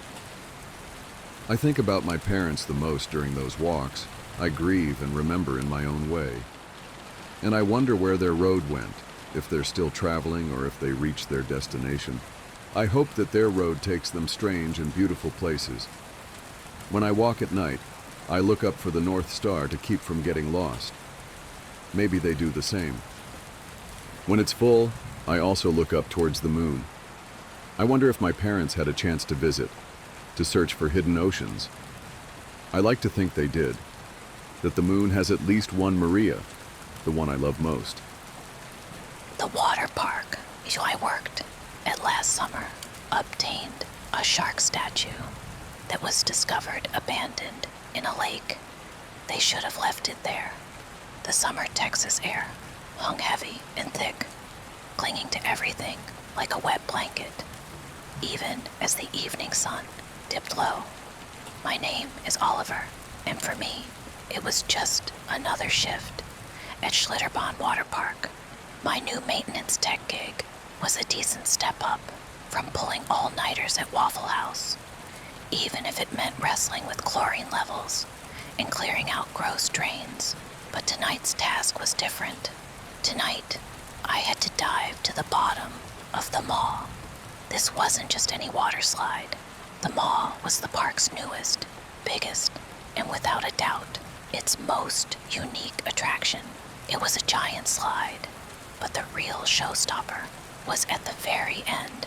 The park owner, Sterling, a dude with more money than sense and a famously macabre taste, had bought it. It was a shark statue, dredged from the cold, murky depths of some forgotten lake.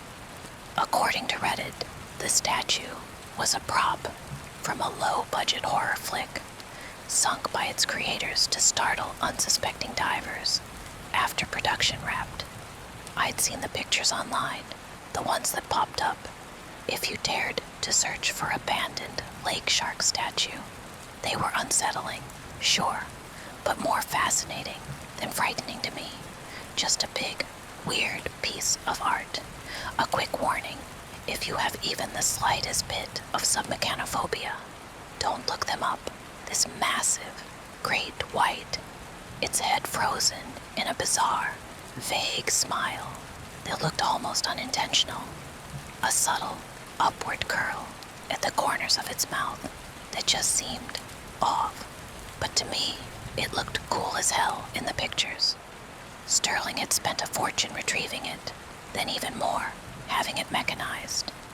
Now for just a few extra bucks, after a screaming descent through twisting dark tubes, riders were spat into a vast, deep pool where the shark, its mouth agape, in that almost menacing smile, loomed directly beneath the surface, occasionally lunging upward towards the guests with a hydraulic hiss along a 20-foot track that made the whole pool rumble before the machines pulled it back, making it descend out of sight to the deepest area of the pool, waiting for the next round of unsuspecting victims to trigger the sensor. Tonight, after the last shrieking kid had been ushered out and the gates locked tight, the Maw was silent.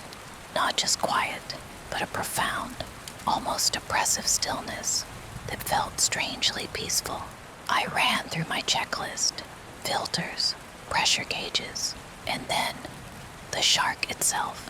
The most critical sensor was acting up, meaning I had to get in the pool and check its housing. I grabbed my dive gear, feeling a pleasant calm. Just another Tuesday night. I strapped on my dive mask, adjusted the regulator, the hiss of my own breath, a steady, comforting rhythm in my ears. The pool water, usually a chaotic riot of splashing, was perfectly still, reflecting the distant park lights like scattered diamonds. I pushed off the edge, sinking smoothly into the cool, chlorinated embrace.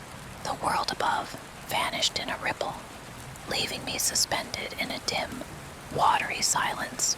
As I descended, the surface light gradually dimmed, the familiar blue-green deepening to an inky black. I flicked on my dive light, the beam cutting a crisp, clear path through the gloom, and then, there it was, the shark itself. I'd seen it 100 times from the surface, as well as the photos online, but being eye level with it underwater was different. It was huge, dwarfing me, but still just a statue.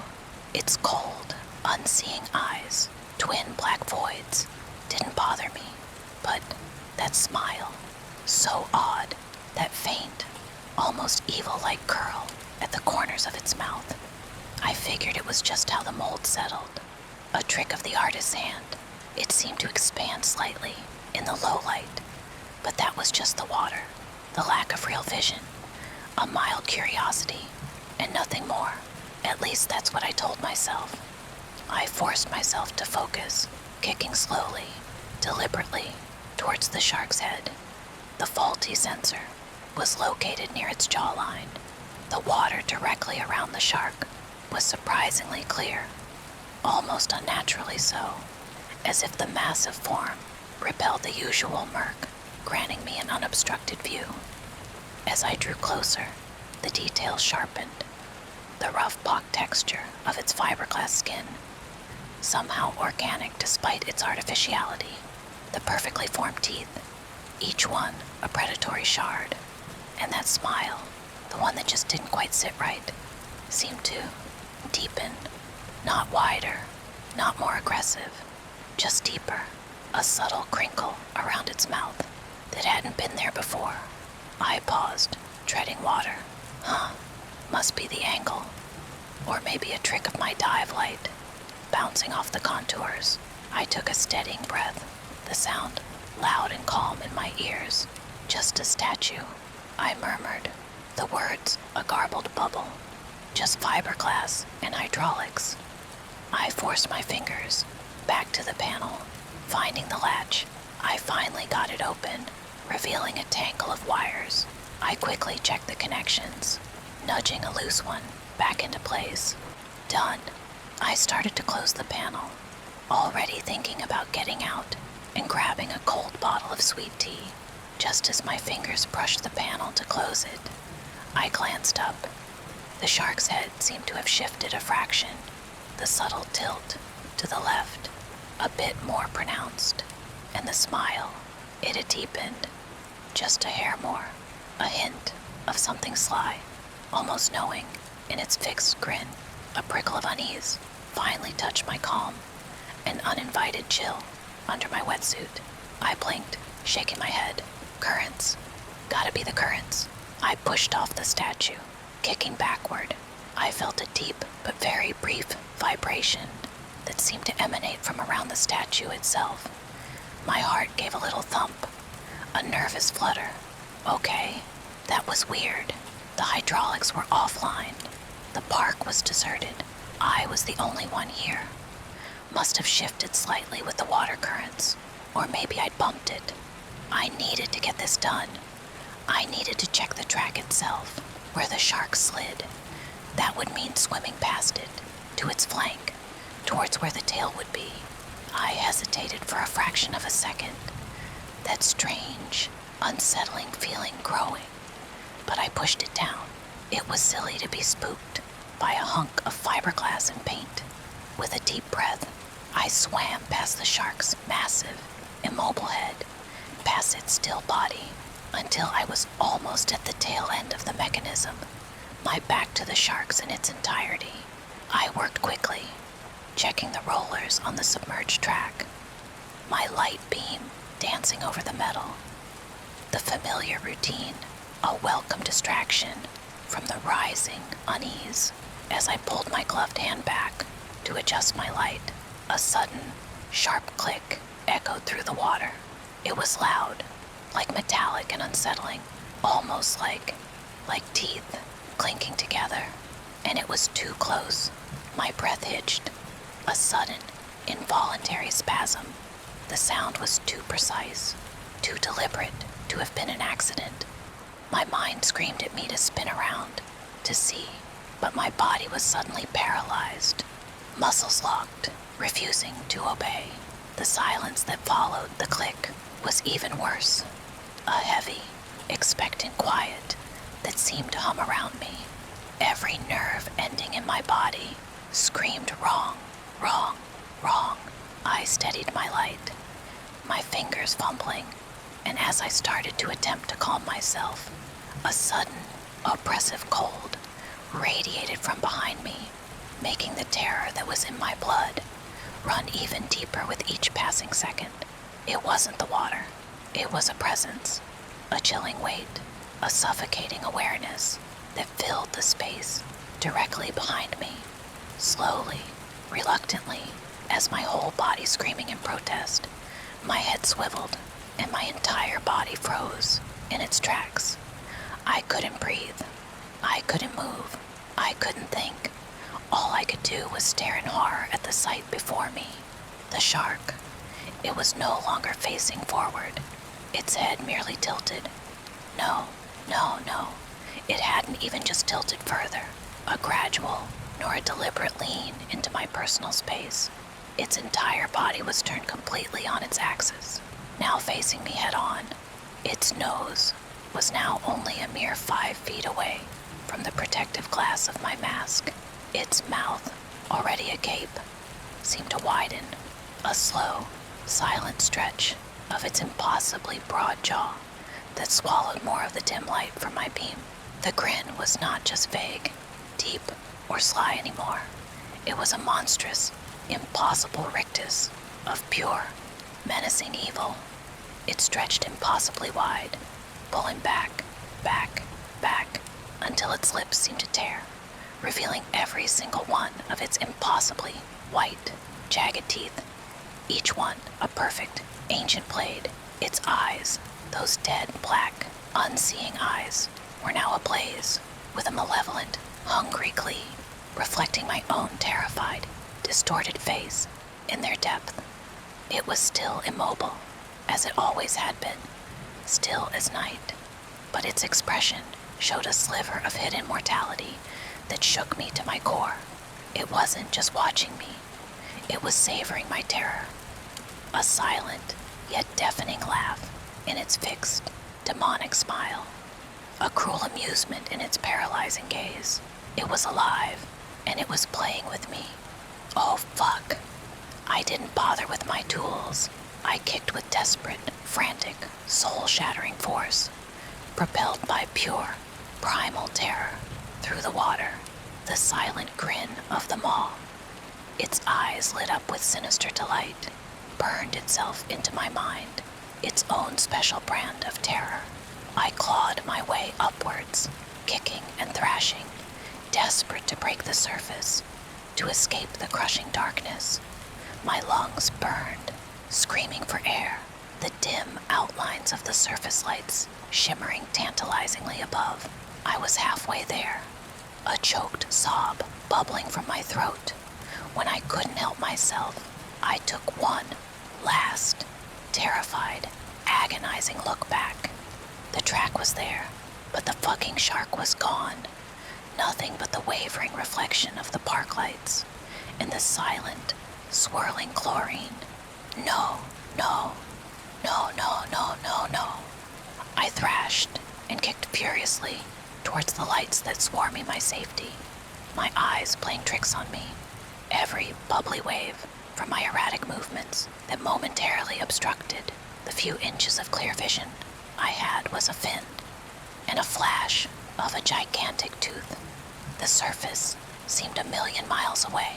The fear that I would be pulled back down to bottom of the darkness the second before I finally reached the safety, the dock weighing me down.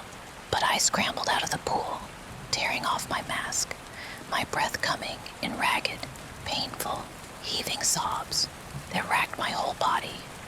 I stumbled backward, away from the wooded edge, my gaze fixed on the water, watching it slowly settle, the placid surface, a cruel lie.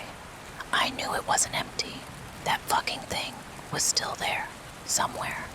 And I knew, with a horrifying, absolute certainty that stole my breath, that it had just let me go. For now, that was my last night at Schlitterbahn. I put in my 2 weeks the very next morning. No explanation given, just a flat, I'm done. Sterling called me multiple times, begged me to reconsider, even offered a bonus. Oliver, please, I'm not sure what happened, but we can fix this. Just tell me what you want. Give me a number, man. I'll match it.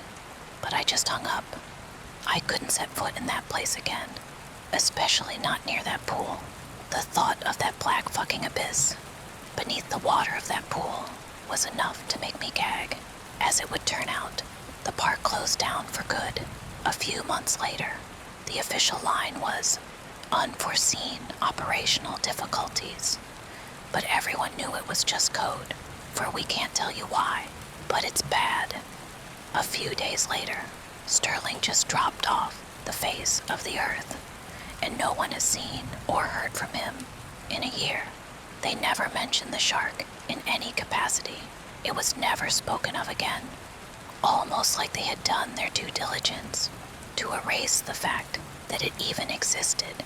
I don't know what happened to it, if it was ever moved again, or if it just stayed there, along with the rest of the park, abandoned and waiting in the depths of the now disgustingly unkempt water. I hope to God no one ever finds it. Not in that pool, not in any lake, ever again. May it be lost forever. But unfortunately for me, it doesn't matter if it's hidden from the rest of the world. I see it every night. That grin, those eyes, just before it vanished. It's always there, waiting in the darkest corners of my dreams, bubbling beneath the surface of my consciousness. And now, I can't even look at a swimming pool without feeling that cold dread, that lurking predatory presence all around me, watching me. Open water. Forget about it. The world suddenly feels too deep and too full of things that watch you from the dark, things that hunt you, things that smile. Edit. Holy shit. A breaking story on the news tonight immediately caught my attention while I was eating dinner. A group of parents are desperately pleading for anyone who can give them information on the potential whereabouts of their missing children. 3 teens have been missing since last night. They were last seen by a homeless man hopping the fence of a local abandoned water park. Being young and rebellious often means being young and dumb. You usually make dozens of stupid choices before that voice in your head finally screams, just say no. So I don't know if that makes me one of the lucky ones, still here while my 2 best friends aren't. I'm trying to decide, but it's a decision I'm not getting anywhere with. Fuck. Let me start over. My name is Tommy. I'm sure you're wondering why I'm telling you this, why you should care what some random 16-year-old kid has to say on the internet at 2 a.m. You've probably already left, scrolling for something more entertaining. But if you're still here, thank you. And if you dare to hear my story, I only ask that you refer to the link above before you proceed. It will all make so much more sense. I just can't shut my eyes. Every time I do, I see it. That smile. Those dead fucking eyes. You sure this is it, Casey? I whispered, clutching my backpack straps. My eyes darted from the road behind us to the park's remains. Its broken structures look like the bleached ribs of some ancient, dead monster. I didn't want to do this. My dad would kill me if I got caught trespassing. KC, though, practically bounced. Dude, obviously, this is prime urbex. Seriously, Tommy, you're going to back out now. After all that talk about adventures, he gestured at the slides, their silhouettes jagged against the distant town's dim glow. Besides, the homeless dude said, look for the section where the fence is pushed in. See, he pointed to a sagging section of chain link, an obvious entry point, the bent metal glinting ominously in the moonlight. It's fine, bro. Nobody gives a shit anymore. Justin, ever the chill one, clapped me on the shoulder. He's right, man. It's just an abandoned water park.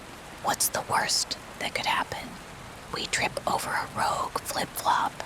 He let out a giggle, his phone already out, flashlight beam cutting a path through the gloom. It revealed glimpses of faded, peeling murals of cartoon animals. Their eyes seemed to follow us.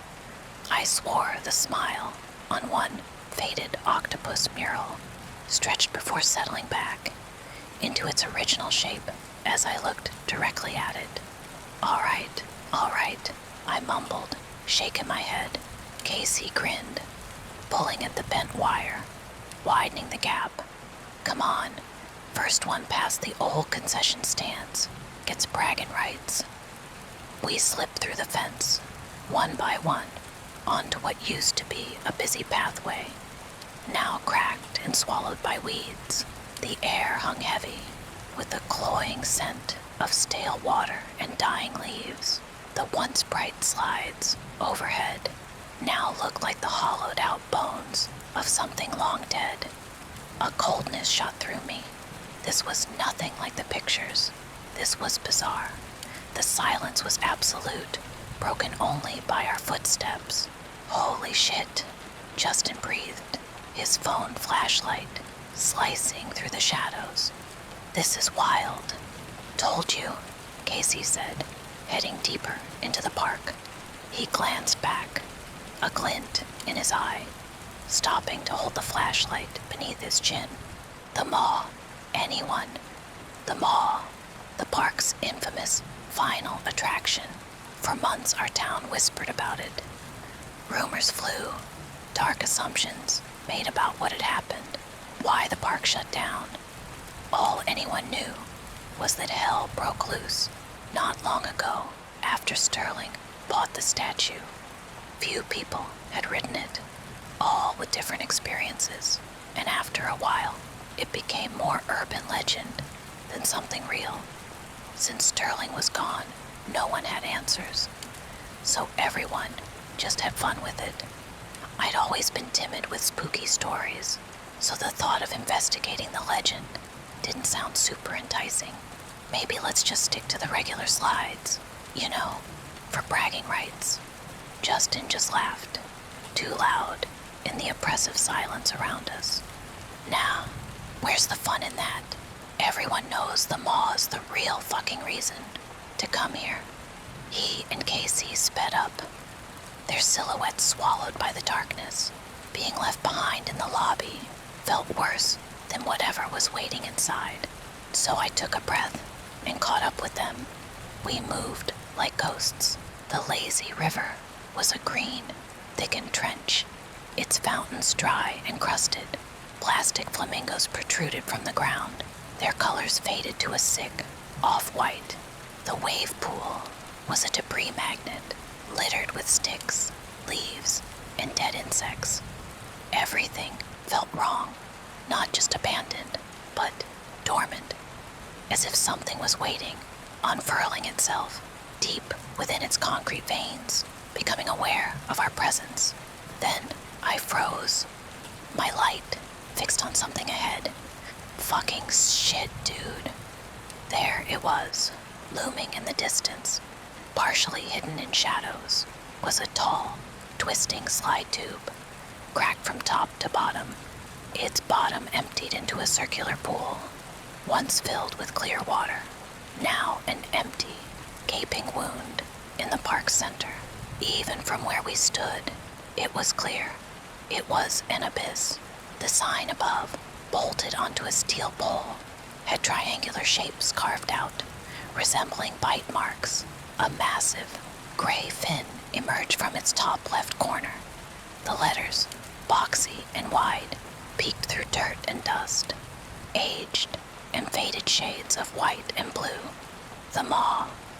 Dude, no fucking way, Justin whispered, his jokes gone. That slide's bigger than it looks in the pictures online. I know, Casey breathed, awe in his voice. You think it's still there, fellas? Only one way to find out. Justin's words felt hollow. Something was not right, but I couldn't back out now. They'd never let me forget it. If I had come this far just to quit, all I could do was swallow my fear, trying to regain what little control I had. Okay, but let's not get too close. Something in that pool smells really fucking bad. We crept closer, taking in the decrepit surroundings. As we passed the old ticket booth, a discarded mirror lay face up on the concrete, its glass cloudy and cracked. I looked down at my reflection and froze. For a fraction of a second, my features elongated, my jaw warped into a curled grin that stretched far beyond my ears, my teeth becoming sharp and jagged. I blinked. My reflection was normal. I snapped my neck to see if either of them had seen it, but they were already trailing ahead, their words prideful, while discussing how awesome our story was going to be. We walked a few more yards towards the pool's edge. As we got closer, I noticed something low on the slide's decaying side. Near where it emptied riders into the pool was a small, dark stain. It wasn't algae or rust. It looked almost dark, like dried blood. I frowned, my gaze lingering on it, unease tightening in my throat. Casey, though, was already focused on the pool's empty depth, his excitement overriding any sense of foreboding that only I felt. We reached the pool's edge, our flashlights dancing along the disgusting few inches of water that had stayed managed through stay along the bottom. The water was still, an oily, gray-black color that seemed to absorb the light rather than reflect it. As our trio of lights trailed along the floor, we saw it, and we couldn't believe what we were seeing.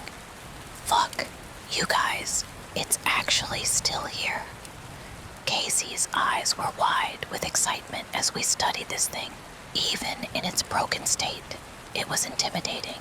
Its skin, once a cool blue-gray, was now faded and streaked with orange rust, like a forgotten tombstone. Real barnacles clung to its snout and dorsal fin, remnants from its aquatic origin of the lake.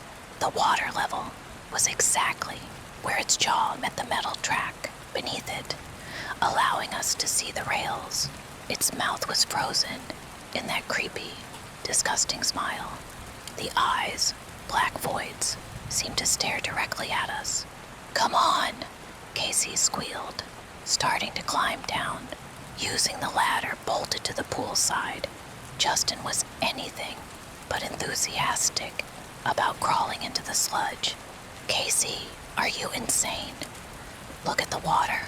Flesh-eating bacteria. You dumb fuck. How else are we supposed to have proof we did this then? Shit breath. We each take a picture with it. God, why did you two even agree to this? Tommy has been a spouting bitch fits since we got here. Now you're gonna puss out too. Justin and I locked eyes, neither of us wanting to step forward, but with shared hesitation. We nodded and slowly made our way to the ladder. As we got closer, the surface seemed to bulge inward near the center, like an eye slowly opening beneath the surface before settling back into its oily flatness. I felt dizzy and could feel the acid burn the back of my throat as I choked back the buffalo wings I had for lunch. What the fuck am I doing here? I murmured to myself.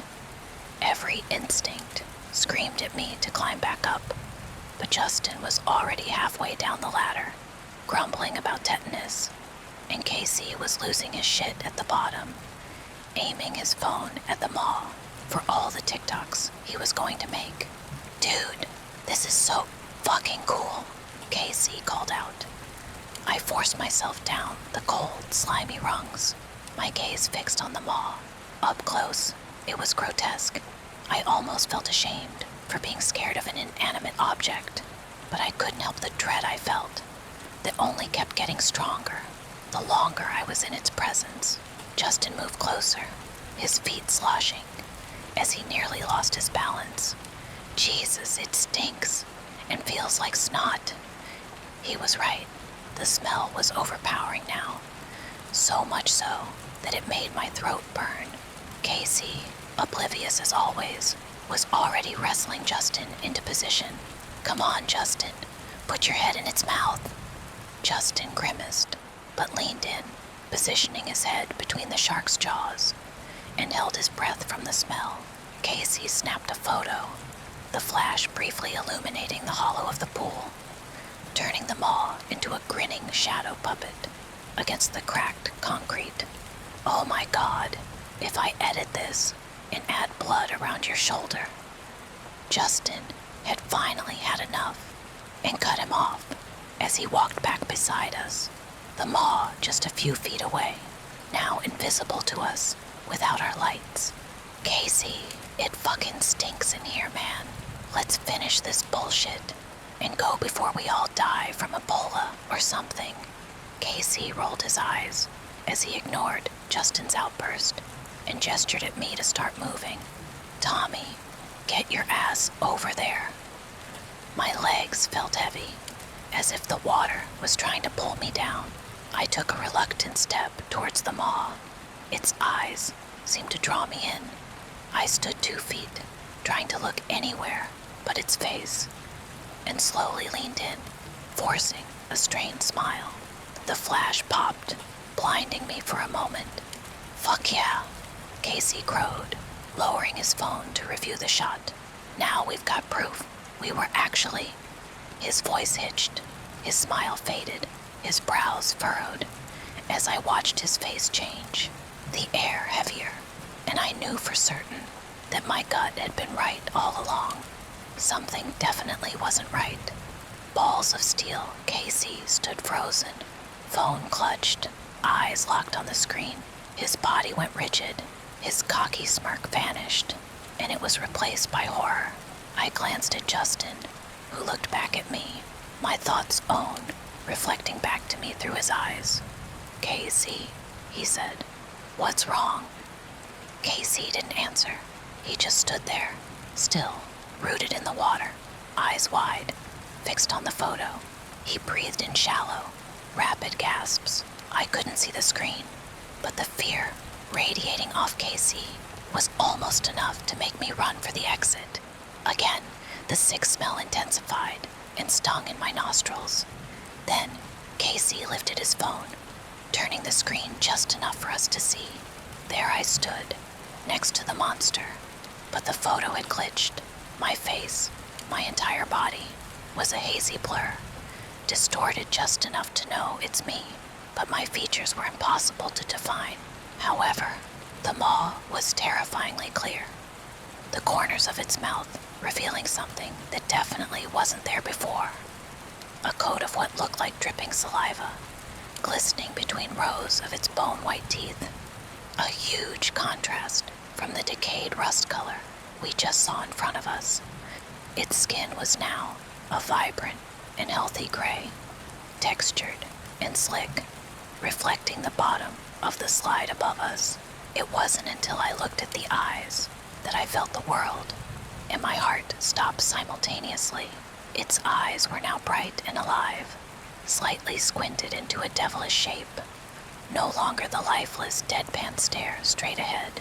They were now at a downward angle, hyper-focused on one thing. Its eyes were hungrily, looking down at me. Justin began to laugh. "That's amazing, dude. Bravo."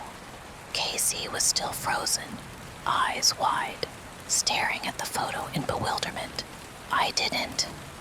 How do you even Photoshop something that fast?" "Justin, I swear I didn't do anything."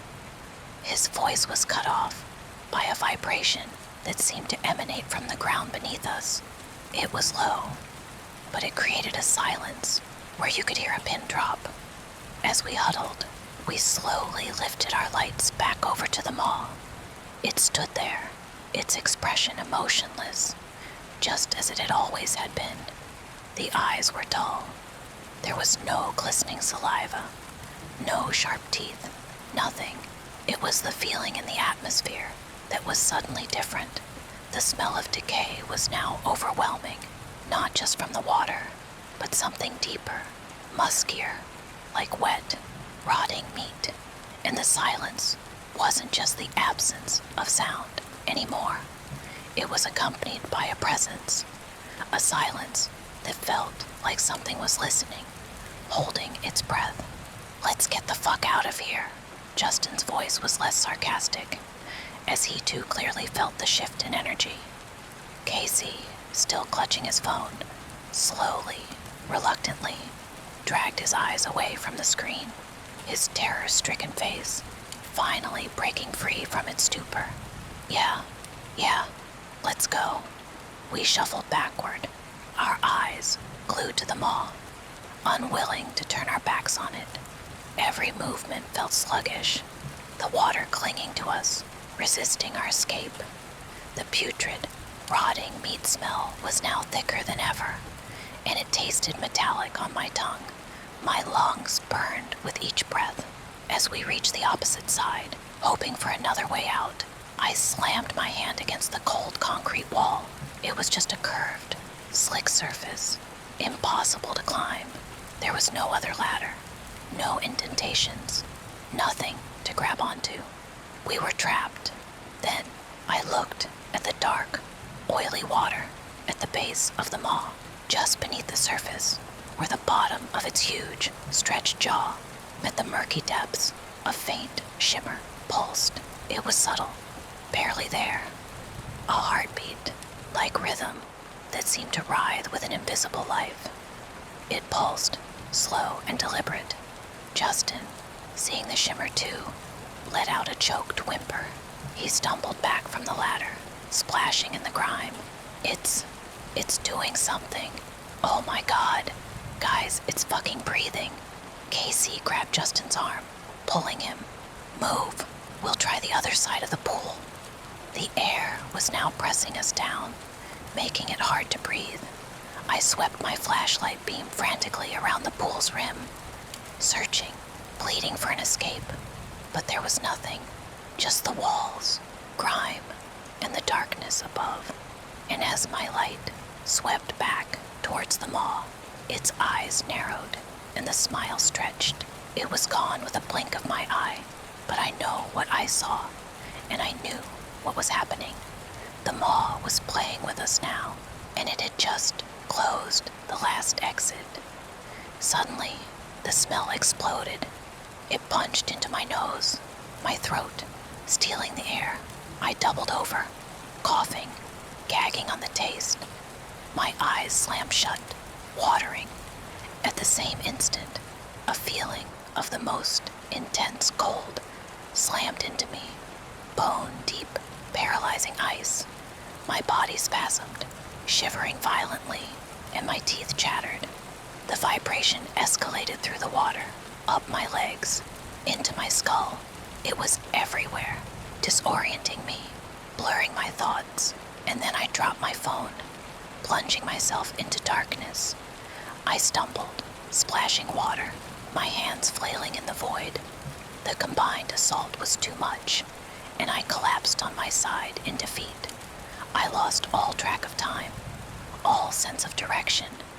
I was a trembling mess, struggling to breathe. Then, as suddenly as it came, the cold lifted. I stayed down on my side, still gasping and shaking. My eyes slowly fluttered open, I fumbled for my phone when the screen flickered to life, its weak glow doing little to pierce the dark. The mall loomed yards away, partially hidden in the shadows, facing me, but the rest of the pool was empty. Justin and Casey were gone. No sound, no struggle, no trace. They had vanished. It was just me and the mall. My body felt numb and detached. The last thing I remembered was the cold, the darkness, the death stench, and then nothing. I don't know how long I was out. I honestly thought I was already dead. I blinked. My eyelids were so fucking gritty that it burned. I was lying in the filth, feeling it soaking through my clothes, and my head throbbed. I tried to sit up, but my muscles screamed in protest. Every movement sent a jolt of pain through my body. Then I heard it. Somewhere behind me, I heard a splash, like something heavy falling into the water behind me, and it started to move towards me with purpose. Then something moved, a dark shape, just at the edge of my blurry vision. It was too large and solid to be debris. It was moving towards me, faster now, the sounds growing louder. I began to panic. I tried to scream, but my voice was too weak. My body wouldn't move or wouldn't respond. I was trapped, helpless, waiting for whatever was coming to get me. Oh my God, kid. Hey kid. I thought I was hallucinating again. I heard a man's voice grow closer, and I felt two hands on my back as his silhouette came into view above me. Thank God. Don't worry, buddy. You're safe now. Okay. Huh. I could only whisper. You and your friends are all over the news. I thought I was too late, but thank God, you're alive. He embraced me not as any stranger would. I could tell that he knew. Somehow, he knew everything. I'm going to get you out of here, but we have to go now. Where are the others? I don't know. We will find them, but we need to get out of the pool. Follow me. He led me to a ladder that we all must have missed in the chaos, but I could have sworn it wasn't there before. Just as the mysterious man helped me pull myself up and steady myself on my feet as we made our escape, we heard it, coming from behind where the man stood. A click, the undeniable sound of teeth clicking together. I could now see the man's face in the streaks of the light he was holding at his side. The horror in his eyes was one of familiar dread, as if he knew what was about to happen next. He had heard that sound before. Once again, the ground started to softly vibrate, and the same dark coldness from before began to rise around us. With a warning-laced and desperate command, he spoke only one more word before the cold started to consume him. Run. My neighbor has been beckoning my children from his window at night. I, 33 million, live in Texas with my daughter, Alicia, 8 feet, and my son Jay, 4 feet. Their mom has been out of the picture for the past 2 years. Not dead, just a piece of shit. And I've managed pretty well as a single father. The three of us lived in a 2-bedroom in a nice neighborhood. I've got a solid job, and the kids are thankfully healthy. Everything was smooth sailing until one night 2 months ago, during which I was awoken by Jay poking me in the face.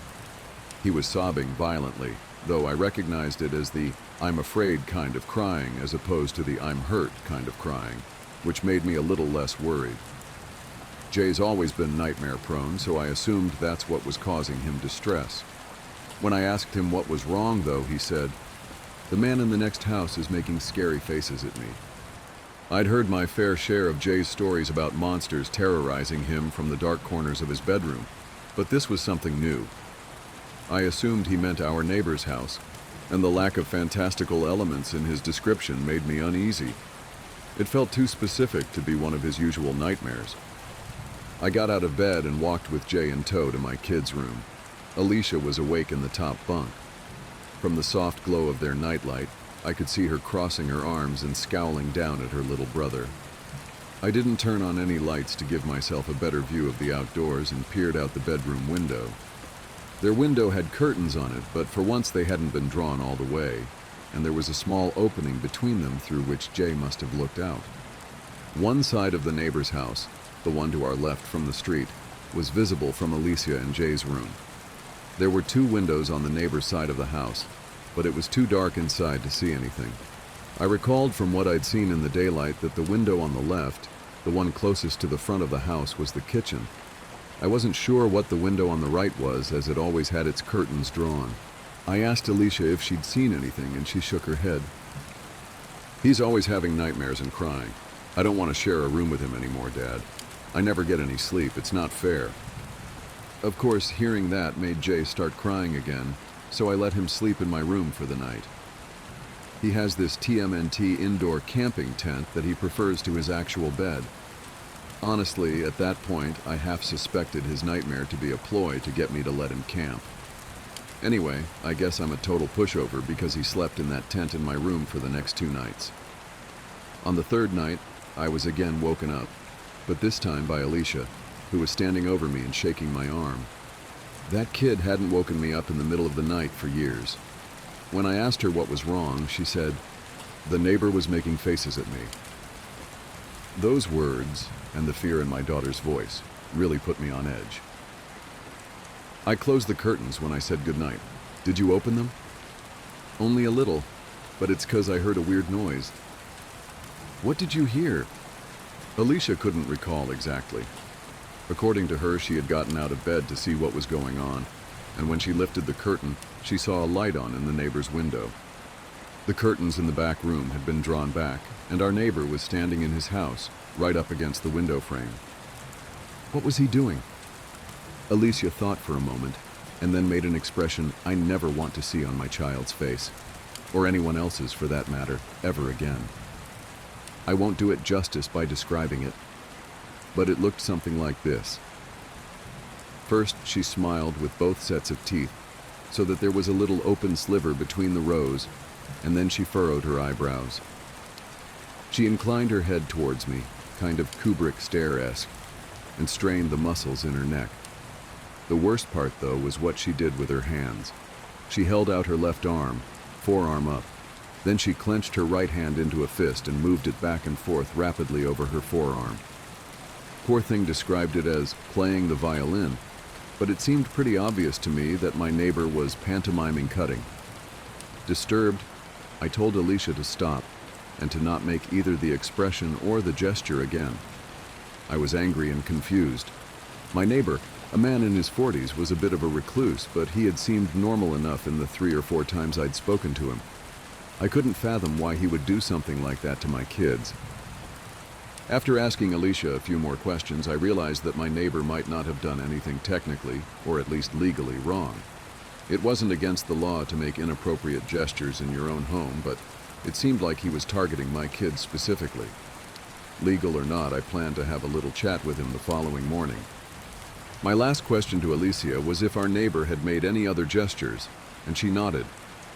Then she started making beckoning, "come here" motions with both of her hands. I had Alicia sleep in my room for the night as well. I also checked out the window in my kids' room, but like before, I saw nothing. The house was completely dark. The next morning, before work and after dropping Alicia and Jay off to school, I spent a good 5 minutes knocking on my neighbor's front door. I figured he was home since his car was in the driveway, but he never answered the door. Eventually, I had to leave for work, and as I was walking away, I turned around quickly to see if he was watching me. He was, the coward.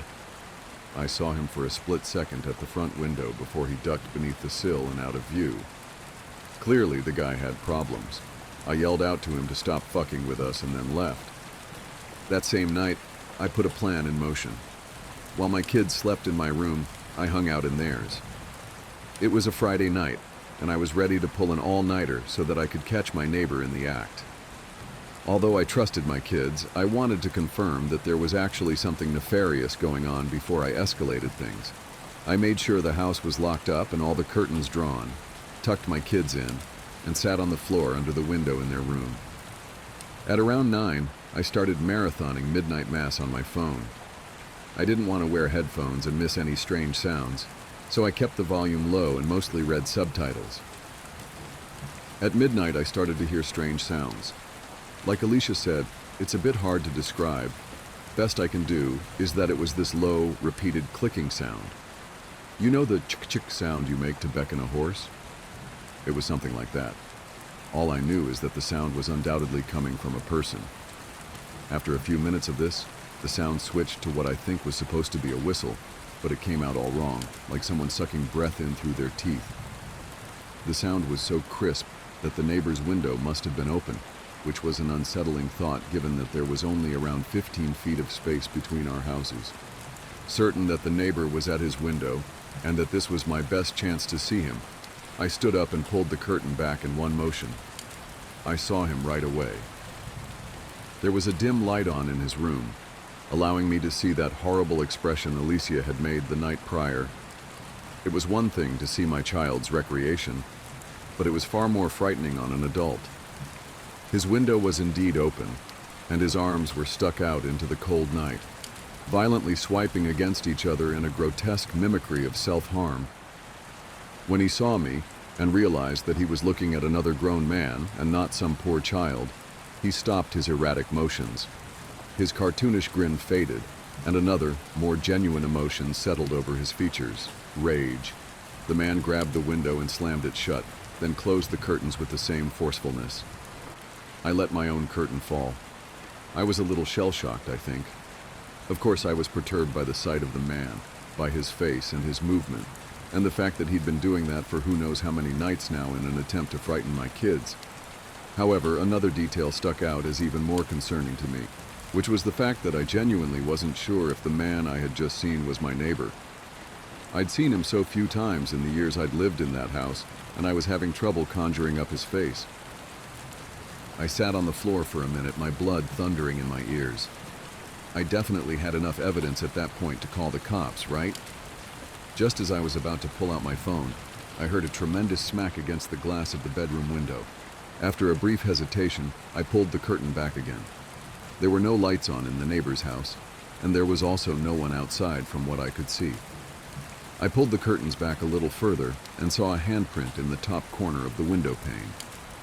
It's worth noting that our house is on a raised foundation, and that particular window is very tall, so even though the window is on the first floor, the man outside would have needed an insane vertical to get his hand up there. I pulled out my phone and dialed 911.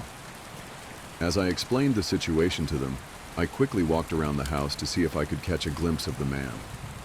My last stop was my bedroom. Once inside, I locked the doors, and while still on the phone with the operator, I took my handgun out of the safe in my closet. My heart was beating out of my damn chest, but I knew I had to stay calm, even more so when I saw that Alicia was awake and looking out of the tent at me. I reassured her in as few words as I could, whispering that we were okay, but we had to stay very quiet. I sat on the edge of my bed, my firearm ready and my ears straining. My kid's tent was in the corner, and to the left of the tent, in the middle of the wall, and directly across from where I sat, was a window. After what felt like an eternity, I saw something. It was a cloudless night, and the moonlight was bright enough that I could see a silhouette through the white curtains. The dark shape was nebulous at first, but became more clear as the man outside stepped closer to the window. Somehow he knew which room we were in. The silhouette didn't move for several minutes, and I remember being thankful that from the angle at which she sat, Alicia couldn't see it. Then something happened that I couldn't entirely wrap my head around. The man stepped back from the glass and raised his arms, making a Y shape with his body and his limbs. Only his arms were far too long. They seemed to be double the length that they should have been, each arm about the same length as his entire body. I thought at first that he was holding something, maybe two pipes that just appeared to be an extension of his limbs, but I could clearly see two hands at the ends of the extremities. I could see 5 fingers on each hand, flopping around slightly as the man brought his arms closer to the window. Thud, thud, thud. I stood up and readied myself to shoot, But just then the sounds of sirens pierced the quiet night. The man outside banged his hands against the window one last time, and then it was as if someone had sliced his arms at the elbows. His forearms seemed to shear right off, and the man took off running before they so much as hit the ground. When the police officers announced themselves, I answered the door and explained the situation to them. Two officers, a man and a woman, asked me a few questions about my neighbor, which I assume was necessary to establish probable cause for a search. Once finished, they told me to stay inside with the doors locked while they investigated the neighbor's house. I watched them through the window of Alicia and Jay's room. They knocked on the neighbor's door, and when no one answered, they tried the front door handle. I watched the unlocked door swing open. The two looked at one another and then entered. I'm not sure what they found inside that house. All I know is that when they emerged a few moments later, they both looked very disturbed. When I went outside to ask what they had found, the female officer told me simply, "Your neighbor's dead." The rest of the night was a blur of strangers in uniforms filing in and out of my neighbor's home. Some came to my porch afterwards to ask me questions, and none offered me any answers. They moved with tight-lipped efficiency, their faces guarded, their words clipped. At one point, I wandered to the side of the house and found several people photographing something on the ground outside my bedroom window. Before they could ask me to leave, I made out the gruesome shape of two human arms. The kids and I have been staying in my parents' apartment for months, and I think everyone, even Jay, is getting tired of the cramped living situation. We can't stay in the house. Alicia is way too traumatized for that, and I wouldn't be comfortable staying there while the murderer is still at large anyway. I want to sell the damn house, but our story going semi-viral is making that difficult. After all, who would want a house that, thanks to the news, has become permanently associated with phrases like dismemberment and days of torture, and victim barely recognizable as human? The previous tenant of my new flat left a survival guide. Some people are too good for this world. I sat silent for a moment in shock that my plan had even worked. It seemed almost too simple, too easy. But here he was. Derek had a kindly face. Wrinkles around his eyes and cheeks only added to the softness of his expression. His white hair poking out from beneath his flat cap stood out in the dark night. "That's a lovely little patch you've planted. I can look after it if you like. I used to maintain the last garden here," he said, breaking the silence that had followed since his initial words. "I know who you are. We need you," was all I could manage. The mental exhaustion and fatigue from the whole experience had built up, but his arrival was like finishing a bad day working at school. I felt like I could relax again, even if only a little. "What's your name, darling?" he asked. "It's Kat. I live in flat 42 now." His face lit up as I confirmed my flat number. "Prudence has gone?" he asked. "She's gone. But the whole place is a mess. So many things are happening and the residents are suffering," I answered. We chatted for what felt like hours, outside with nothing but moonlight. He told me how he used to consider the building part of the garden, a place for him to maintain, the residents just like the plants he looks after. I explained my whole experience since moving in. I told him about Jamie, and I sobbed. Derek held me as I cried and made me feel safe, something I had forgotten the feeling of since receiving Prue's note. He didn't interrupt, he just listened. I told him about Natalia and the cultists, the problems they had been causing. He was particularly heartbroken when he heard that they had used Eddie and Ellie for entry. He had gone before they were born, but remembered Terry as a child and how sweet she was. He was pleased when I told her what a sweet adult she had become. My claims that Prudence was the only person who knew how to kill the imposter neighbors were met with a skeptical expression which gave me some hope. Derek listened to my entire tale with barely a word. When I finished, he stood up and asked me to follow him. I was confused, but I did as I was told. He walked me to the entrance of the lift. I lifted my arm to check the time on my watch. We had been outside for quite some time, and the idea of the creatures being inside made my heart pound and my stomach turn. "You are safe. It's 12:32 a.m. There's no need to worry or to check your watch." And with that, He pressed the call lift button. Despite his insistence that I was safe, my stomach continued to do gymnastics. It felt like forever before the lift finally made the clunking sound that meant it had reached the bottom. I felt my whole body shaking violently as the doors opened. I don't know what I expected to see. We were in the safe time zone, but every time I looked at the life I pictured Jamie's dead, crunched-up body. "Step inside," he said. "I can't. Please don't make me," I begged. "I won't let anything happen to you. But you need to see something." There was such sincerity in his eyes as he spoke. I had never trusted someone so completely so quickly, but every fiber of my being told me this man was entirely good. I stepped inside the lift. Derek stepped in behind me, placing a comforting hand on my shoulder as I hyperventilated. He gently turned me to face the panel of buttons that control where the lift stops. "What is wrong with this panel? Do you see it?" he asked cryptically. I studied the panel, read all the numbers, counting them. I couldn't see anything wrong. I really tried, but nothing seemed out of place at all. Everything you expected to find was there and nothing more. I shook my head, barely regaining my composure. "Can you take us to floor 9, please?" He smiled slightly as he made the request. I looked back to the panel to press the button, but floor 9 didn't exist. I was so confused I had counted the numbers, I was sure of it. Derek must have made it disappear, but the panel didn't look any different to before. I can't explain it. Looking at it, I would have sworn blind nothing was wrong with it even once I knew, but floor 9 didn't exist. Derek could see my frustration. It was like the building was now playing tricks on me. He walked me out of the lift and sat me down on the bottom of the stairs before he finally began to speak. "The building is like a living organism. It can seal off parts of the world, and it can open up others you never could have imagined. When those awful people burned that whole floor of residence, I was devastated. Some wonderful people lived in those flats, both of the usual and unusual variety. But those people had no limit to their cruelty. Whole families burned alive. It was a tragedy that made me so angry. I felt so guilty when it happened. I can predict what some of our more tricky residents are going to do and make sure I'm there to help. But those people were nothing to do with this place. I couldn't see what they were planning, so I couldn't stop it." At this point, I noticed one of the hairless cats had sat between us. Derek looked at it with tears brimming in his eyes. He stroked it, and it moved on to his lap. Derek's fingers didn't burn at all. He continued. "When it happened, the building used its defense mechanisms and sealed off the entirety of the floor.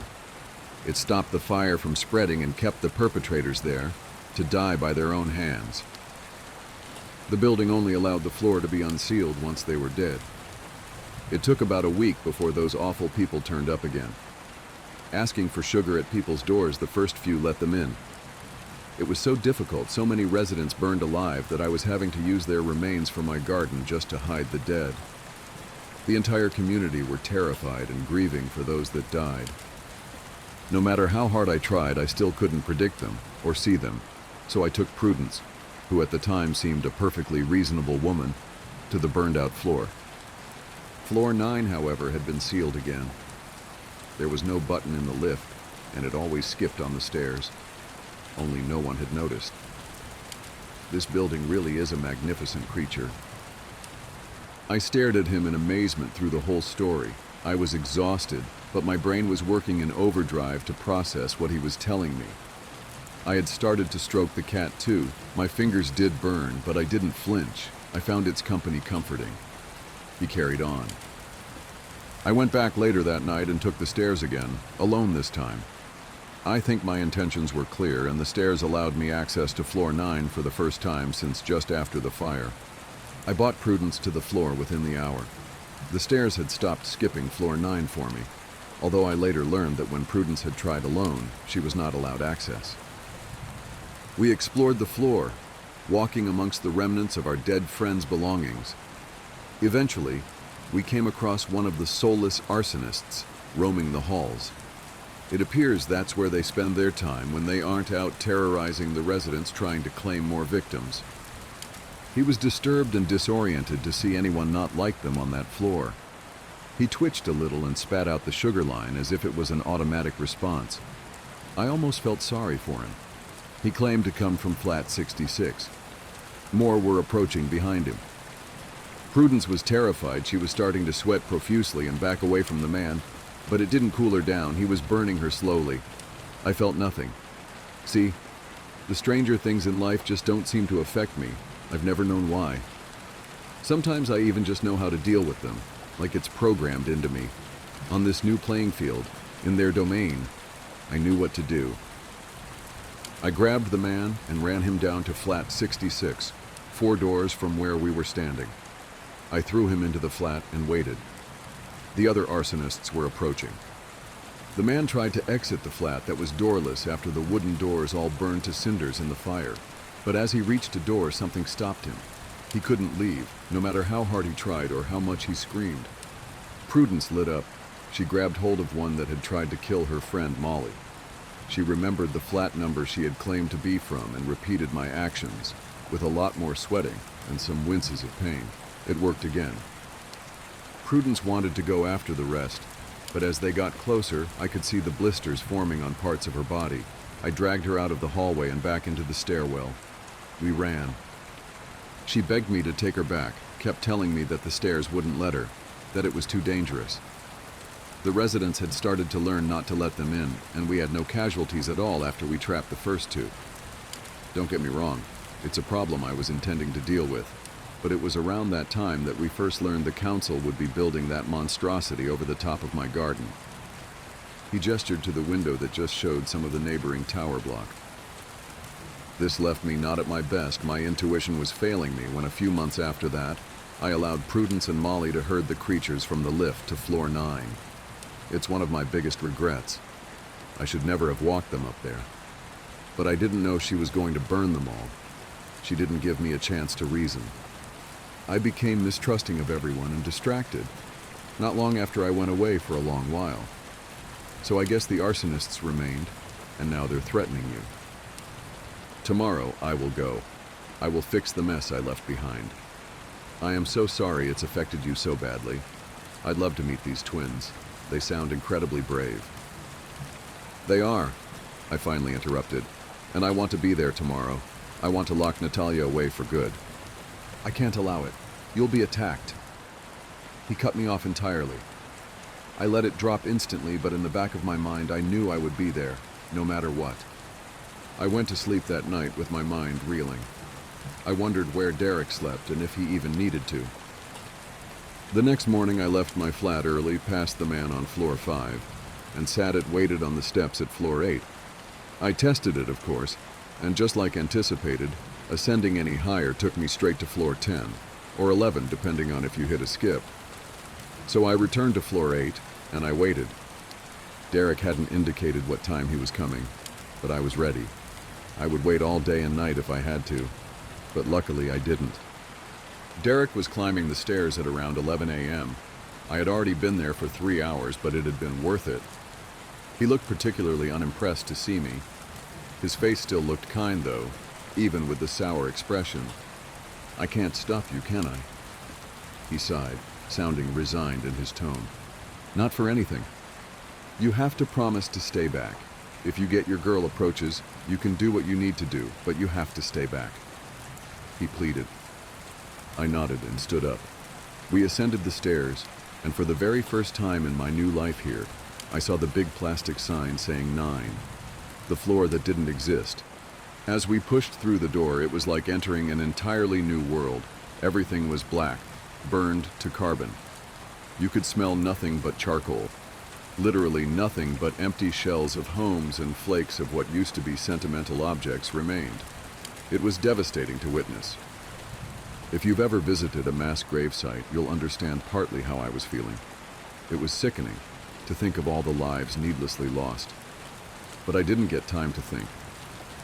Natalia walked towards me, flying down the hallway.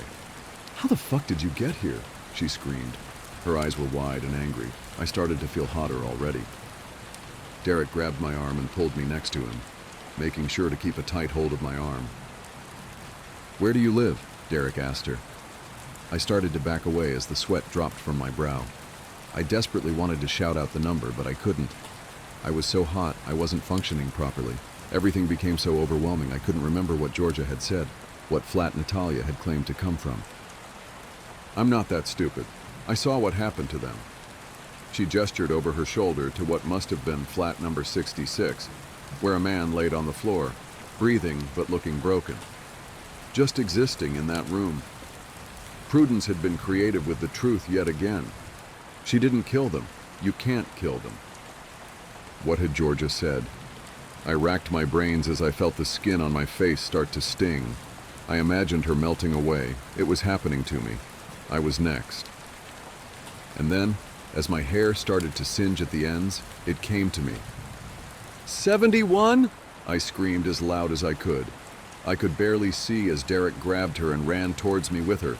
She was clawing at his eyes and face, screaming at him to let go. But he didn't burn. He just kept hold of her. When he approached flat 71, he beckoned me over. You do it, then get off of this floor. He was blunt but reasonable. I complied. I pushed hard. There was nothing but anger in her eyes. She pushed my face hard with her hand as I got her to cross the boundary into flat 71. I felt my skin sizzle and blister. My whole face was in agony, but I didn't stop pushing. Watching Natalia try to fight her way out of a door that didn't exist was both satisfying and humorous. The others had started to approach at the sound of the commotion. I lingered, hoping to watch her suffer, but Derek shot me one look and I knew. It was time to go. I ran out the corridor and back into the stairwell. I stopped for longer than I probably should have, but I knew I might not get to see that 9 again and it would be worth it. I waited for Derek on floor 9's stairwell. I couldn't help but imagine the cultists burning to death the first time around. I could hear angry screams faintly from inside the corridor. They made me worry about Derek, but I knew that really I didn't need to. It took a while, but he eventually left the corridor and joined me in the stairwell. He didn't say anything. He just looked at me, and the 3rd degree burns across my face. He didn't need to speak. I knew he'd fixed the problem. We walked silently back down the stairs towards my flat. I looked back up at floor 9, knowing the building would seal it off for good. It took a few floors to reach floor 7, and I invited Derek in for a cup of tea. He rejected it, saying he wanted to go visit some old friends. Despite my injuries, I couldn't help but smile. Something I'd done was going to help these residents. I stood at my door and watched Derek walk away, pleased that there was some true good in this building. After a few steps down the hallway, Derek started to fade, almost like a CGI ghost in a movie. Every step he became more transparent. I felt my stomach turn again, like it had outside the lift. I ran out to follow him. I called after him, but by the time I had reached where he'd been, he was gone. I walked the entire corridor to the window at the back. I looked out the window into the small concrete heavy garden and hoped to see him sat on the memorial bench. I didn't see him. Instead, I saw Prudence, hacking at my tiny planted patch with shears. The previous tenant left a survival guide. When one door closes, another opens. The death of Ms. Esther Beckman hit me hard. She would have lambasted me for writing her name that way, but I feel like it's important that people remember it in its entirety. Essie was special. She deserves that much. I didn't get to spend long with her, but I was grateful that I'd met her at all. The committee's initiative to shop for vulnerable residents during lockdown had been devised to benefit those residents, but I believed that I had needed Essie more than she ever needed me. She'd become my lifeline in that short time, the only distraction from my atrocious misjudgments. And she was gone. When I got off the phone from Terry, I lit up a cigarette for Essie. I quietly sobbed at my fold-up table into my cup of tea. I couldn't understand why she would do what she did. Walking into the lift between 111 and 333 as the creatures who inhabited it were at the height of their frenzy was an unmistakable suicide.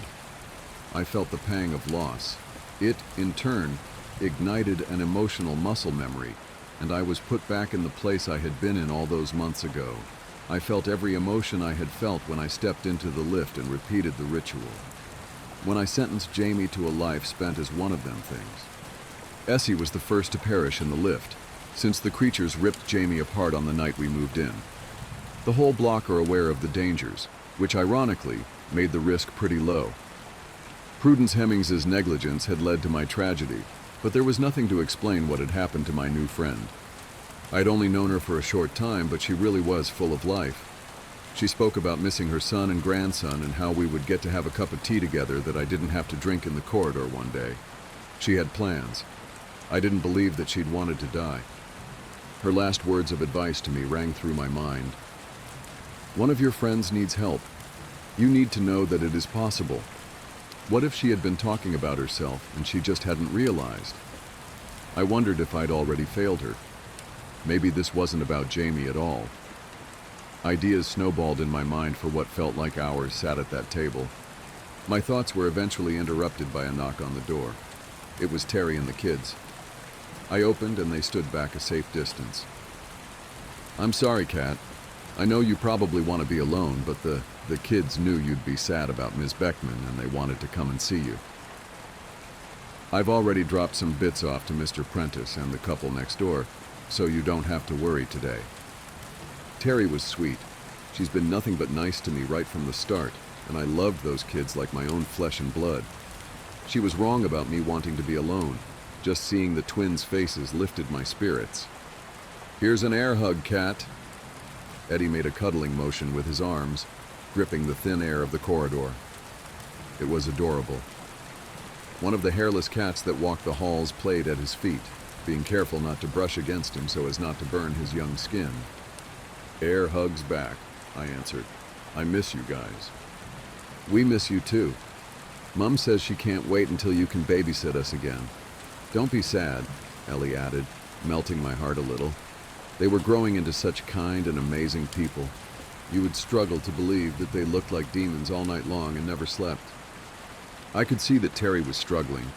She had huge dark circles under her eyes and had yawned multiple times in a short interaction. I felt for her.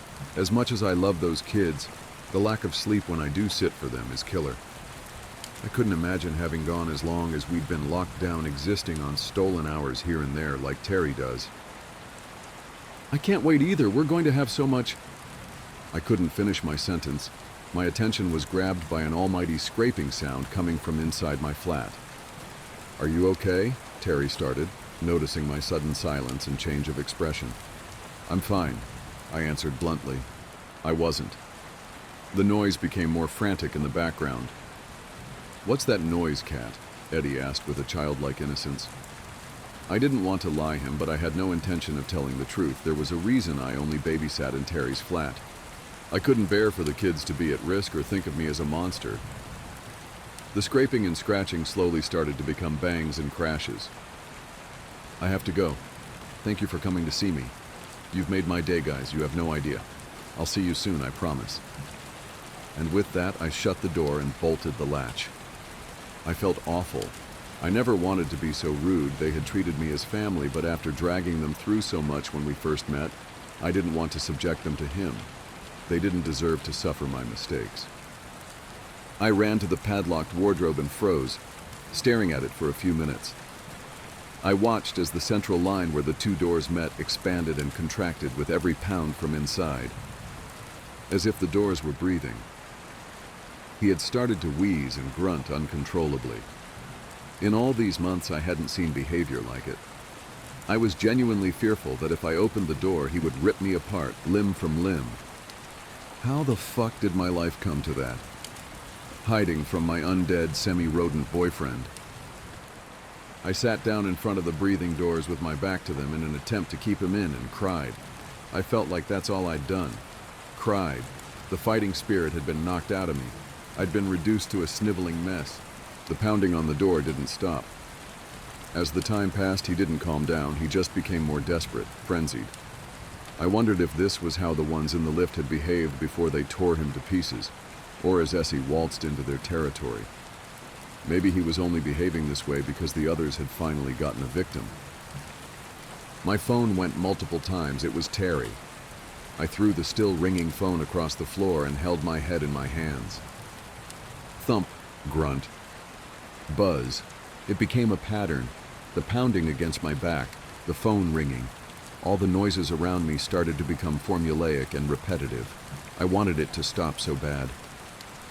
I don't need this right now, Jamie. I begged, frustrated. I didn't expect a reply. I'd spoken to him often, trying with everything I could think of to dig out the man I knew with increasing futility. Regardless, I found it therapeutic to talk. Not once had I gotten a reply. Until then. Kay, Kay, he rasped in something that I can't really describe as a proper voice. The pounding had stopped. Only the raspy breaths and sounds of saliva dripping from his mouth remained. K-A-A.A-T, he wheezed finally, as if in pain. The tears stopped. I jumped up immediately and fumbled with the key to the padlock to open his prison. As it opened, he stared at me, Jamie's eyes looking sad and desperate. I stared back, wiping the tears from my face. For a brief interlude, it wasn't the creature looking back at me, it really was Jamie. It hurt. For just a moment, I was truly alone with my soulmate. But it didn't last.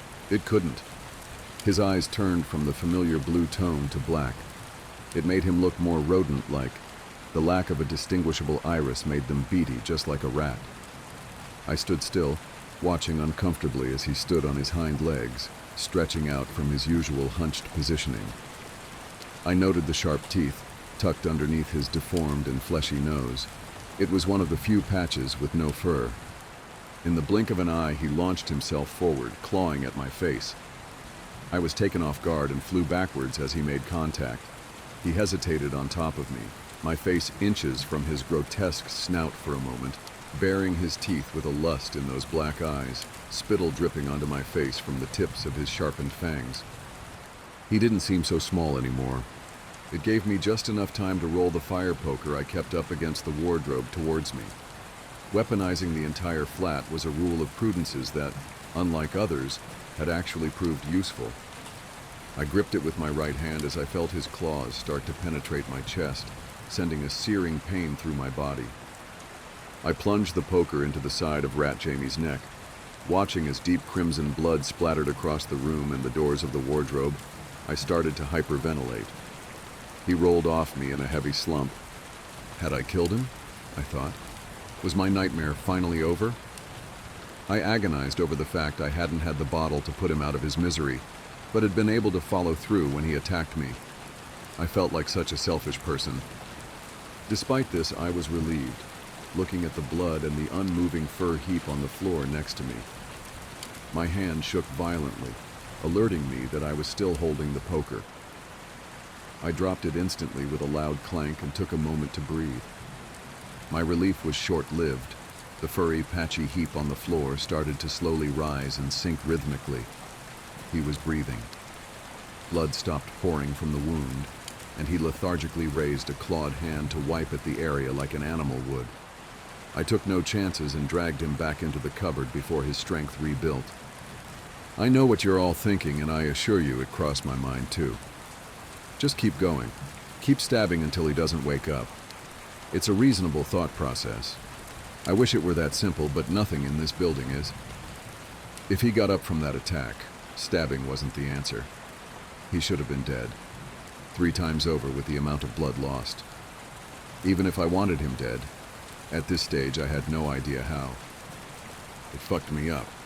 Trying to make connections between his sudden ability to communicate, the attack, and Essie's prediction. I didn't even know where to start. I placed a bowl of cat food next to the weary creature, locked the cupboard, and placed the second, unnecessary chair from my fold-out table against the center of the 2 doors. I was at a total loss, and things were spiraling out of control. I sat on the now singular chair in my living room and smoked. I smoked and I drank tea. I think it must be some kind of ingrained British coping mechanism I've adopted, because whilst it didn't cure my anxiety, it did calm me down. I texted Terry to tell her everything was fine. I tried to type out the truth multiple times, but I deleted every single attempt. I didn't know how to tell her I'd lied to her for all this time, so I carried on lying. She had always told me she was there if I needed to talk. I know she meant it. She was the most loyal friend I'd ever had. Which is why disappointing her was even more terrifying. After a few hours, the screaming started.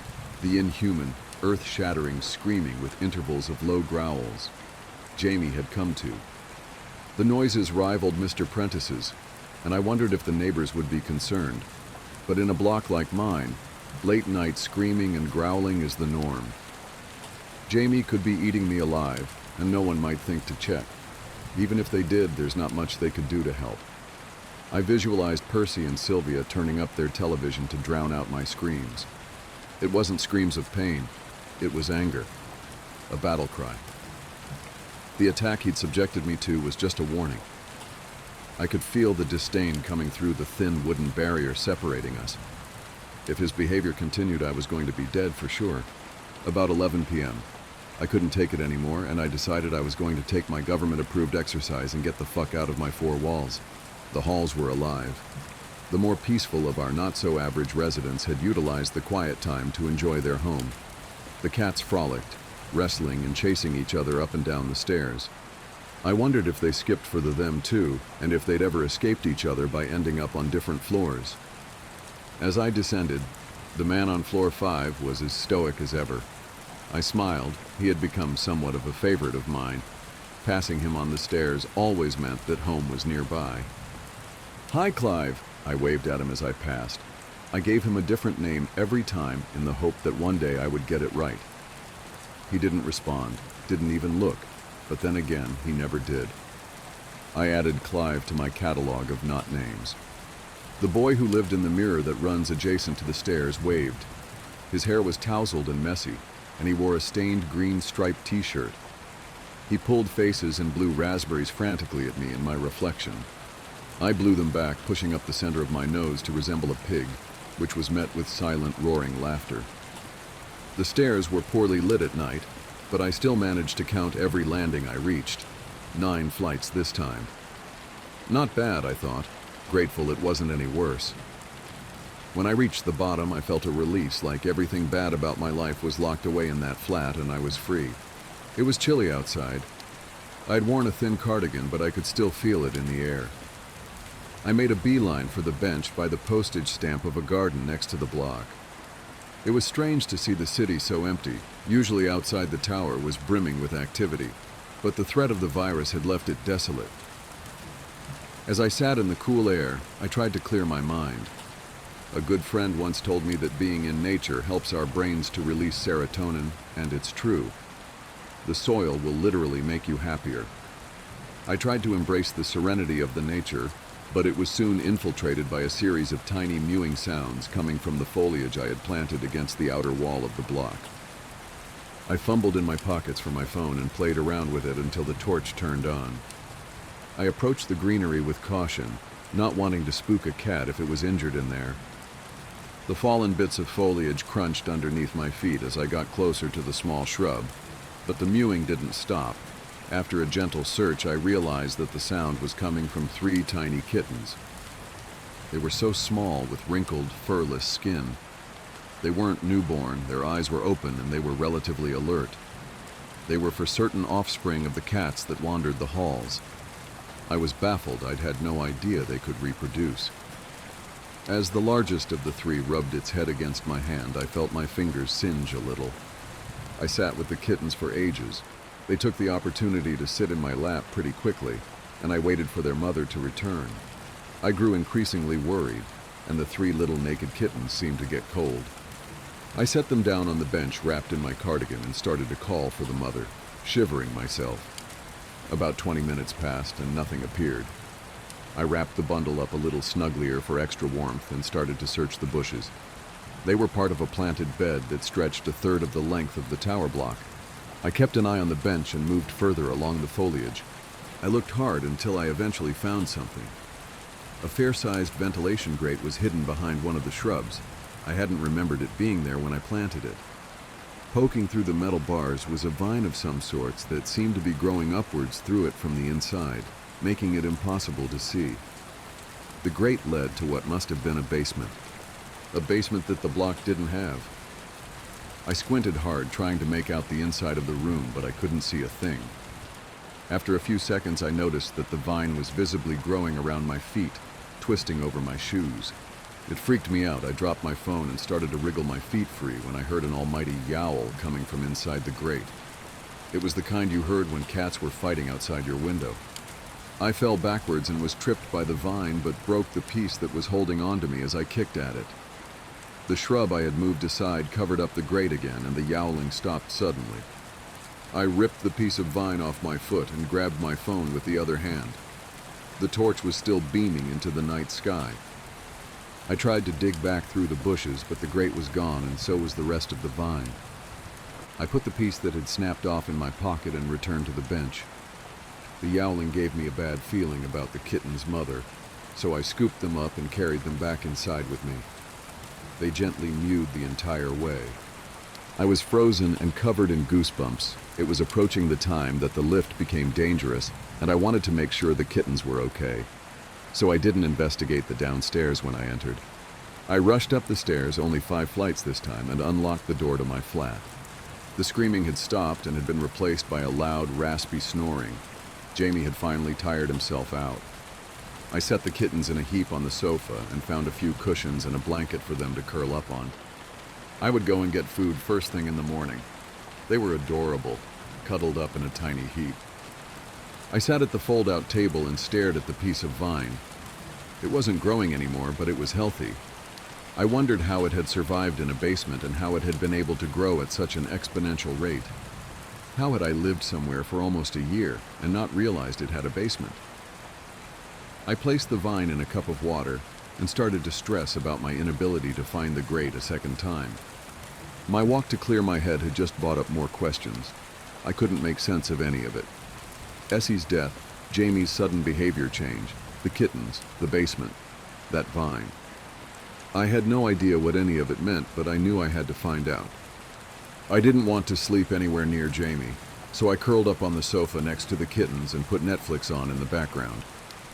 I drifted off to thoughts of the secret basement and what the fuck might be down there. The previous tenant left a survival guide. Some families are more dysfunctional than others. My brain hurt trying to process the things I'd learned. Derek had never mentioned his family or that he, by blood, had a claim to the building. He was always so in tune with it, it made sense, but it was never something I'd considered. I woke on the sofa that morning confused. I had no idea how to continue. The vine had grown almost the entire perimeter of the flat, carefully weaving between my furniture and appliances, its waxy exterior reflecting sunlight from the windows. It stopped at the bedroom door, not crossing the threshold to Jamie's prison. I bit the bullet and decided to call Terry. I hadn't spoken to her since her and the kids' visit a few days prior, and I wanted to see if she remembered Derek ever talking about his brother, or if she knew of any basement. Terry had grown up in the building. She was bound to have explored more thoroughly than Mr. Prentice. Before I could get onto any of that, I owed her an apology. My interaction with her had been rude, and I had been too distracted to check on her the past few weeks. I had been a terrible friend. I hit dial on video chat and waited for a response. When she picked up the phone, she looked even worse than she had the last time I saw her. The dark circles were beginning to look like deep, inky tattoos, permanently stained on her face. Still, she smiled, just like she always did. "Terry, are you okay? I'm so sorry about the other day. I was just..." "It's fine, Kat. I understand. Everything with Ms. Beckman must have brought back some tough feelings for you. I should have waited a day or two. I'm sorry." My heart melted as she spoke. I'd never had such a loyal and genuine friend. "Thank you. Don't be sorry. It helped seeing you guys. How are you doing?" I asked. "I'm okay. The kids aren't behaving great at night. I'm not sure if lockdowns got to them or something else. I have to watch everything that they do. The other day I caught Eddie trying to take apart the washing machine with his claws. By the time I stopped him, Ellie had ripped up the shower curtains trying to climb them." She sounded defeated, and at best, definitely not okay. "I wish I were allowed to help. I miss you." I sighed, longing for the day I could sit and drink tea with her. "Are you okay, Kat?" "You haven't been yourself," she asked. We may not have known each other that long, but she could sense when things weren't right. Terry was the epitome of an empath. This, I'd come to realize over the months, had been the only reason she kept in touch with Prudence. She's just so damn nice. "I'm not. I don't know if you know about Essie's predictions, but she made one for me, and it sent me to some strange places. I'll tell you more when I figure it out, but for now, I need your help." I still chose to omit Jamie from my confessions, but I was ready to be a bit more open. I wasn't too ashamed to admit I needed help. Terry clearly knew about Essie's gift. She didn't bat an eyelid. Anything. Do you remember Derek ever mentioning a brother, even when you were growing up? I asked. Not at all. Derek was always on his own, just appearing when we needed him. I was really young when he first disappeared, though, so I don't remember him well and might not be the one to ask. Terry's face scrunched up in thought as she racked her brain. I'm going to send you something. I minimized the video chat and copied the photo from the email onto my phone and sent it to her by text. Her video paused for a moment as she did the same to check the attachment. He was the first to live here, Terry. His dad built the place. Terry's video clicked back on. Where did you find this? She asked. I explained the blog and why I had been looking. It wasn't a short explanation, so I'll spare you that. We even broke from the seriousness briefly for the kids to come and fawn over the kittens. Eddie loved Mr. Meow, whilst Ellie wanted to kidnap Tetley. Wrinkles just curled up with me. He was my secret favorite anyway. Terry was fascinated by the vine. She wondered if it had a connection to Derek, especially given the photo I'd found on my search. I can't say the thought hadn't crossed my mind either. I learned more about him every day, but he would always first and foremost be the gardener. The vine made sense, but the basement didn't. I was struggling to connect it to the brothers. I don't know about a basement, Cat, but if this place is as old as you say, then who knows? I know I may look haggard. She pulled on her cheeks and giggled. But I'm really not that old. I laughed. I was sad that she didn't have any more information, but it was nice to just talk to a friend. For 5 minutes, life felt normal. I'd kept my secret, and talking to Terry, I'd almost managed to forget about Jamie myself. If it hadn't been for the deep bite wound on my finger from the feeding the day before, and the open cuts on my chest from his attack, I might have been successful. I still had no idea what the riddle Essie had given to me meant. I was looking as hard as I could, and it had led me down a rabbit hole that just kept spewing more questions. What I did know was that with Jamie's seemingly permanent change in demeanor, I was running out of time. The growling hadn't stopped. The look of pure hatred as I dropped in food didn't end, and I was getting frightened. Something had to give. Either Jamie was going to die, or I would. There wasn't another option I could see, and the former may have been entirely unachievable. Derek destroyed Lila, but he never returned after. Prudence claimed she killed the original wave of creatures by setting light to them all on the already burnt-out 9th floor. Again, something entirely unachievable without Derek's presence. I had to find him. I said my goodbyes to Terry, promised that I would update her when and if I could, and left to do my daily errands for Mr. Prentice and the couple next door. As I left for the exit, I spotted a man going into Ms. Beckman's flat. I recognized him as the son that I'd always seen visiting, eyes glazed with tears. Terry had said that she would get Molly to inform Essie's family, but I couldn't imagine what Molly might have said happened. I should have gone to him, just as a human being tried to comfort him, but I couldn't bring myself to do it without an explanation to offer. I promised myself that I would visit him when lockdown was over, and I knew why his mother was gone. I rushed out and completed my errands as quickly as possible, eager to get home. Even having the name Albert Miles might have been helpful if I just kept digging on the internet. After I dropped the bags off at Percy and Sylvia's door, I turned the key in my own, entered and shut it behind me like I always would. That was where the normality ended, and my life was disrupted by an uninvited guest. When I turned to face the flat and caught a glimpse of my fold-out table, there was a tall figure stood right next to it. Albert, like Derek, was a little older than he had been in the photo. There was a family resemblance, but the eyes weren't the same. Albert's weren't warm and kind. They were cold and filled with malice. He wore a suit, similar to the one in the picture, but it wasn't as sharp. It was covered in a thick layer of dust and tattered, with loose threads hanging everywhere, like clothes that had been dug out of a box in the attic. He grinned at me. It was smug, like something you might expect from a slimy car salesman. It's been a long time since I had to visit any of the residents up here. I like what you've done with the place. Much more modern than when that old bint before you lived here. I was frozen to the spot. I hadn't been alarmed when his brother had appeared inches from me on a bench, but something about Albert was much more sinister.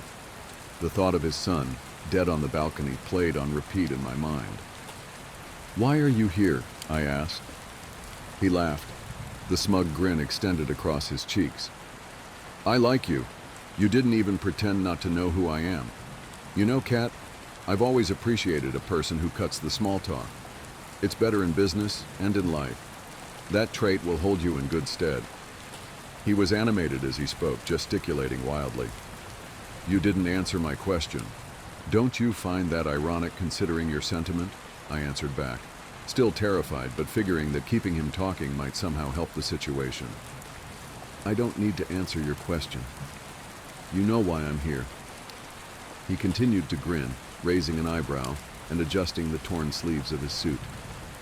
"It's not often that I've come across a tenant that causes as much chaos as you do. It's usually issues with the rent, and even something like that hasn't happened for quite some time. But you are something special." He stamped on part of the vine that was growing near his feet, and I watched as the enormous structure withered and shrunk in size, as if it were in notable pain. The beginning of my entire ordeal flooded back to me. I was back in my kitchen, discovering Prudence's note for the first time, reading the one rule that I'd never learned anything more about. 1. The landlord will never bother you. He doesn't visit, call, or communicate in any way, but make sure to pay your rent in a timely fashion always. I have only dealt with him once in 35 years, and let's just say I never missed another rent day. Any repairs required, you speak to the agent you rented the place with. Rule number 1. So much happened that I hadn't thought much about that rule, but there must have been a reason she put it first, before even mentioning the creatures. Suddenly, the literal monster in my closet seemed soft and fluffy in comparison to the ageless man stood in front of me. "I've paid my rent. Why are you here?" I stood firmly, curling my shaking hands into fists. It was more for comfort than aggression. On the surface, I was hoping it would appear I was standing my ground. The rent part was true. It was hard, but I always found a way. I was still training to teach and pulled in extra cash running after school clubs as I trained. Even during lockdown, I was creating digital learning tools. This place was my home, and I'd followed the first rule to the letter to keep it. "Maybe you aren't as bright as I thought." He rolled his eyes. "Let's list reasons a landlord might want to visit, shall we? Damage to property, unauthorized modification of communal spaces, digging around where it's not wanted or needed, nurturing my brother's unnatural experiments." He went to continue, but I stopped him. "What do you mean, unnatural experiments?" Albert laughed even harder than before. I could see in his eyes that he considered me entirely dense by this stage. "You think those 3 little abominations you took in came out of nowhere? They were a cry for help, you stupid girl, like a flare, and all you could do was pick it up and let it burn your fingers." He scoffed, laughing at his own bad joke. My heart sunk, wondering where the kittens were and if he'd hurt them. "After all the trouble you caused when he helped you last time, I wasn't going to let my idiot brother continue to roam my halls, especially not after what you did once he was gone." I gulped. I knew exactly what he was talking about. He knew that I knew as well. Albert was more than a few steps ahead of me. I realized that Prudence destroying his garden had probably never banished Derek at all. He had been kept prisoner by the man in front of me. If Albert could keep someone with Derek's knowledge and abilities trapped, then I didn't stand a chance. "Shall we talk about that thing you keep in your bedroom, Kat?"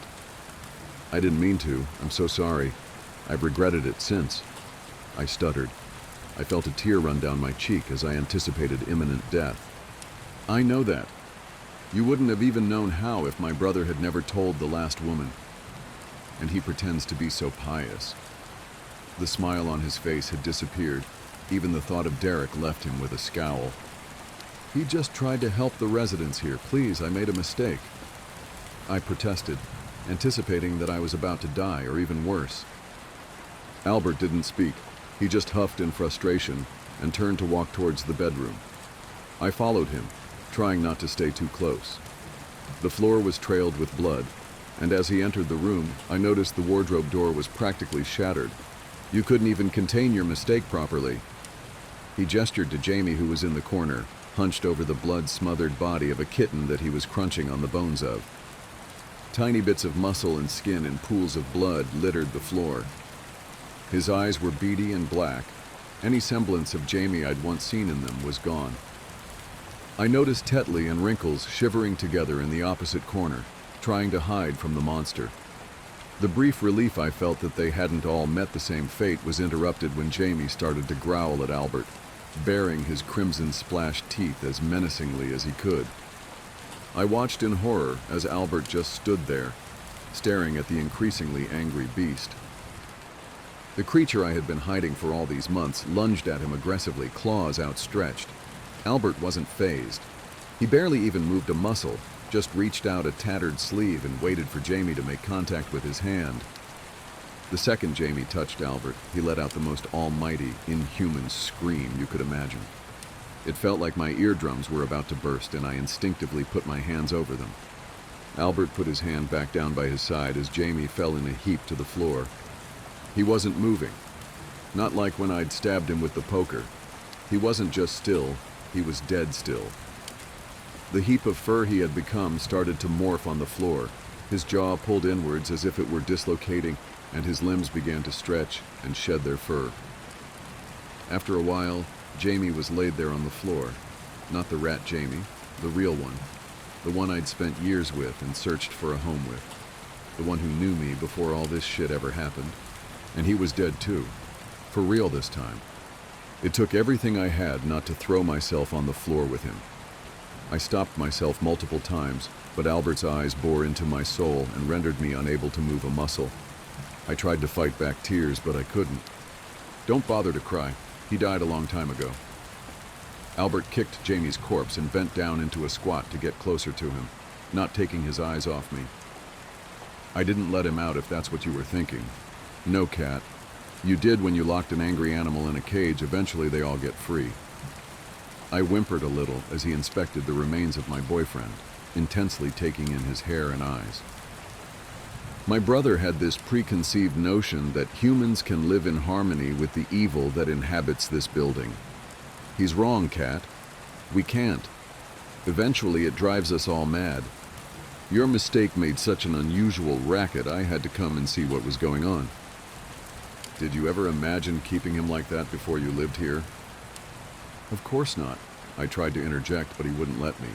He was in full-blown monologue. This place fucks us up, Cat. You can't make it any better, regardless of how many shrubs you plant outside. He stroked Jamie's cold, dead face gently, barely touching it with his fingertips. The body evaporated beneath them, becoming nothing more than a pile of dust on my carpet. I hadn't even got to touch him, one last time. Albert stood back up, salesman grin plastered back on his face, and brushed his sleeves. I've cleaned up your mistake. Aren't you going to say thank you? I held back the bile that was forming in my throat, took a deep breath, and summoned every ounce of strength that I could just to speak. He was right, this place had fucked me up. But losing your partner like that would do the same to anyone. I thought of the little boy in the mirror, Mr. Prentice, even Ellie and Eddie. This wasn't for me. You're wrong about this place. Not everything here is evil. I made a mistake, but it's you that's evil. You killed your own son. What I did came from love. I blurted, trying to organize my thoughts. You don't know a damn thing about my son, and you won't. This is your only warning, Cat. Stop digging into my family. Consider my brother dead and keep quiet. He spoke sternly. I didn't dare try to talk back again. Despite knowing I'd hit a nerve, everything about him set me on edge.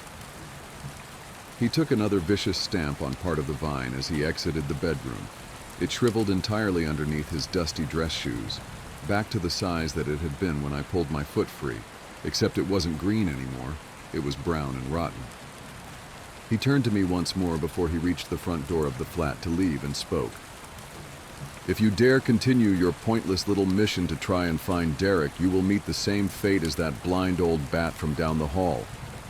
People here will always do as I tell them. Let her be an example of why not to meddle in my family business. Feel lucky that I didn't eviscerate you on the spot, or worse." He winked at me, knowing that he had complete control of the situation, and left with a simple, "Bye for now, cat." As the door slammed, the 2 remaining kittens bounded to my feet, shaking with fear. I scooped them up despite the burning and held them close. I wasn't going to let anything happen to them. The flat had an emptiness I wasn't used to, even when it had been just me with no kittens. Before I repeated the ritual to bring Jamie back as a creature, there was the comforting knowledge that he existed somewhere. There was hope. The pile of dust on my bedroom floor and the shattered remains of my wardrobe were all I had left of him now. Then there were Mr. Meow's remains, a glaring reminder of my failure to keep anything alive or safe. I cried for him as I scooped his parts into a shoebox ready to bury in the garden the next day. It was all my fault. Jamie, Mr. Meow, Esther, they were all dead because of me. I considered calling Terry back, telling her what happened, but I decided to keep my mouth shut. My stupidity had already cost lives, and I wasn't prepared to risk her or the kids. They really were family to me. I wasn't about to give up, though. All the heartache I'd caused, the tears of Essie's son, and the months my boyfriend spent trapped in the body of a vile beast, maybe they wouldn't be in vain if I was able to save Derek from his brother. The empty, gaping grief that I felt left me perfectly accepting of the prospect of a suicide mission. I cuddled the kittens and felt the skin of my arms start to melt and sizzle. If they really were a cry for help, I had to listen. I just couldn't let it go. The previous tenant left a survival guide. Never take the sunlight for granted. Derek and I stared at Ellie in silence. It wasn't a stare of horror, more of sheer disbelief.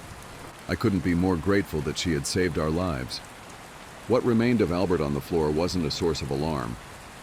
Despite his extended life, she had ripped him into enough pieces that if he had survived, he couldn't speak and must have been in unbelievable pain. Just like the residents he tortured for years.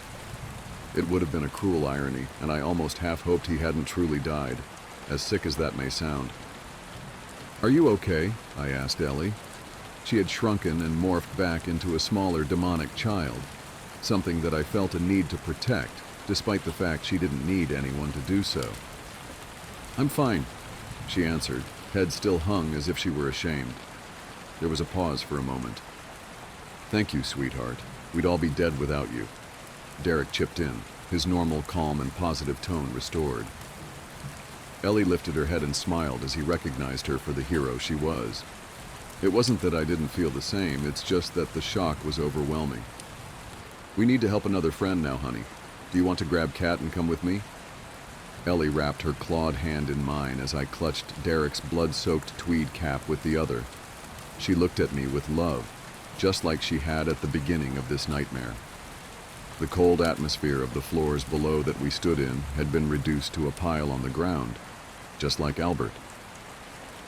We walked towards flat -51. Every step felt wobbly, like those few steps after a really spinny ride at the fair. I struggled to put one foot in front of the other. Derek dropped to where Essie lay squirming and put a gentle hand over her chest, carefully avoiding the splintered rib bones that stuck out. "I'm so sorry," he said to her as he shut his eyes, leant down and kissed her bloodied forehead. The shards of bone that decorated her entire body started to move and rearrange. She squealed in pain as her skin started to cauterize over the newly repositioned bone and innards. Her twisted limbs started to resemble something human again. I felt tears rolling down my face. Once she was as close to her usual herself as she was going to get, Derek took a step back as she opened her eyes, that had returned to the hollowed sockets, and looked directly at me. Essie was blind. She had always been blind, but she knew that I was there. We held her gently as the three of us helped her to her sofa, an exact replica of the one upstairs, placing each bruised limb into position as carefully as we could. The bruises shone purple and green underneath the harsh artificial lighting, reminding me that we weren't really home. "Cat," she struggled to speak. Her jaw hadn't quite relocated the whole way. I knew what she wanted, though. I reached into my pocket and pulled out a slightly bloody cigarette. Essie reached out with broken fingers and held it to her lips as best she could as I put down the flat cap and lit it for her. "Come on, sweetheart, we're gonna stand in the other room," Derek said to Ellie as he ushered her into the hallway and away from the smoke, leaving me alone with Ms. Beckman. "I'm sorry, Essie," I started. She tried to reply, but she could barely make a sound. "You were right, though. He did need help. Now, no one in the block is going to go through what you have anymore. I'm sorry I couldn't save you." Essie puffed on the cigarette with great difficulty. She could barely close her lips around it, but she persisted, with a glint in her eye that indicated this was the first pleasure she'd enjoyed in quite some time. She grunted a strained no at me. "Ellie did it. I can finally take her home now. I just wish that we could take you and Derek with us." I lit my own cigarette and took a long draw from it. "You can... No, not me. Go home. Go home," she managed, every word leaving a trail of pain in her face. I cringed. Despite her better appearance, she wasn't fixed. She was in as much pain as she had been before. I smiled at her, just to try and make her feel a little normal. "Speaking in fucking riddles again, Essie?" I responded, trying to muster a laugh through the tears that continued to fill my eyes. She looked directly at me again, and I knew that she had been serious. We finished our smoke in silence as I wept and she wheezed. "Derek!" I shouted after a few more minutes with her, encouraging him back into the flat. Him and Ellie appeared within seconds. He took one look at me, nodded with tears in his eyes too, and he knew what to do. I got up from the sofa and pulled Ellie in for a hug, careful to avoid her horns, making sure that she faced me.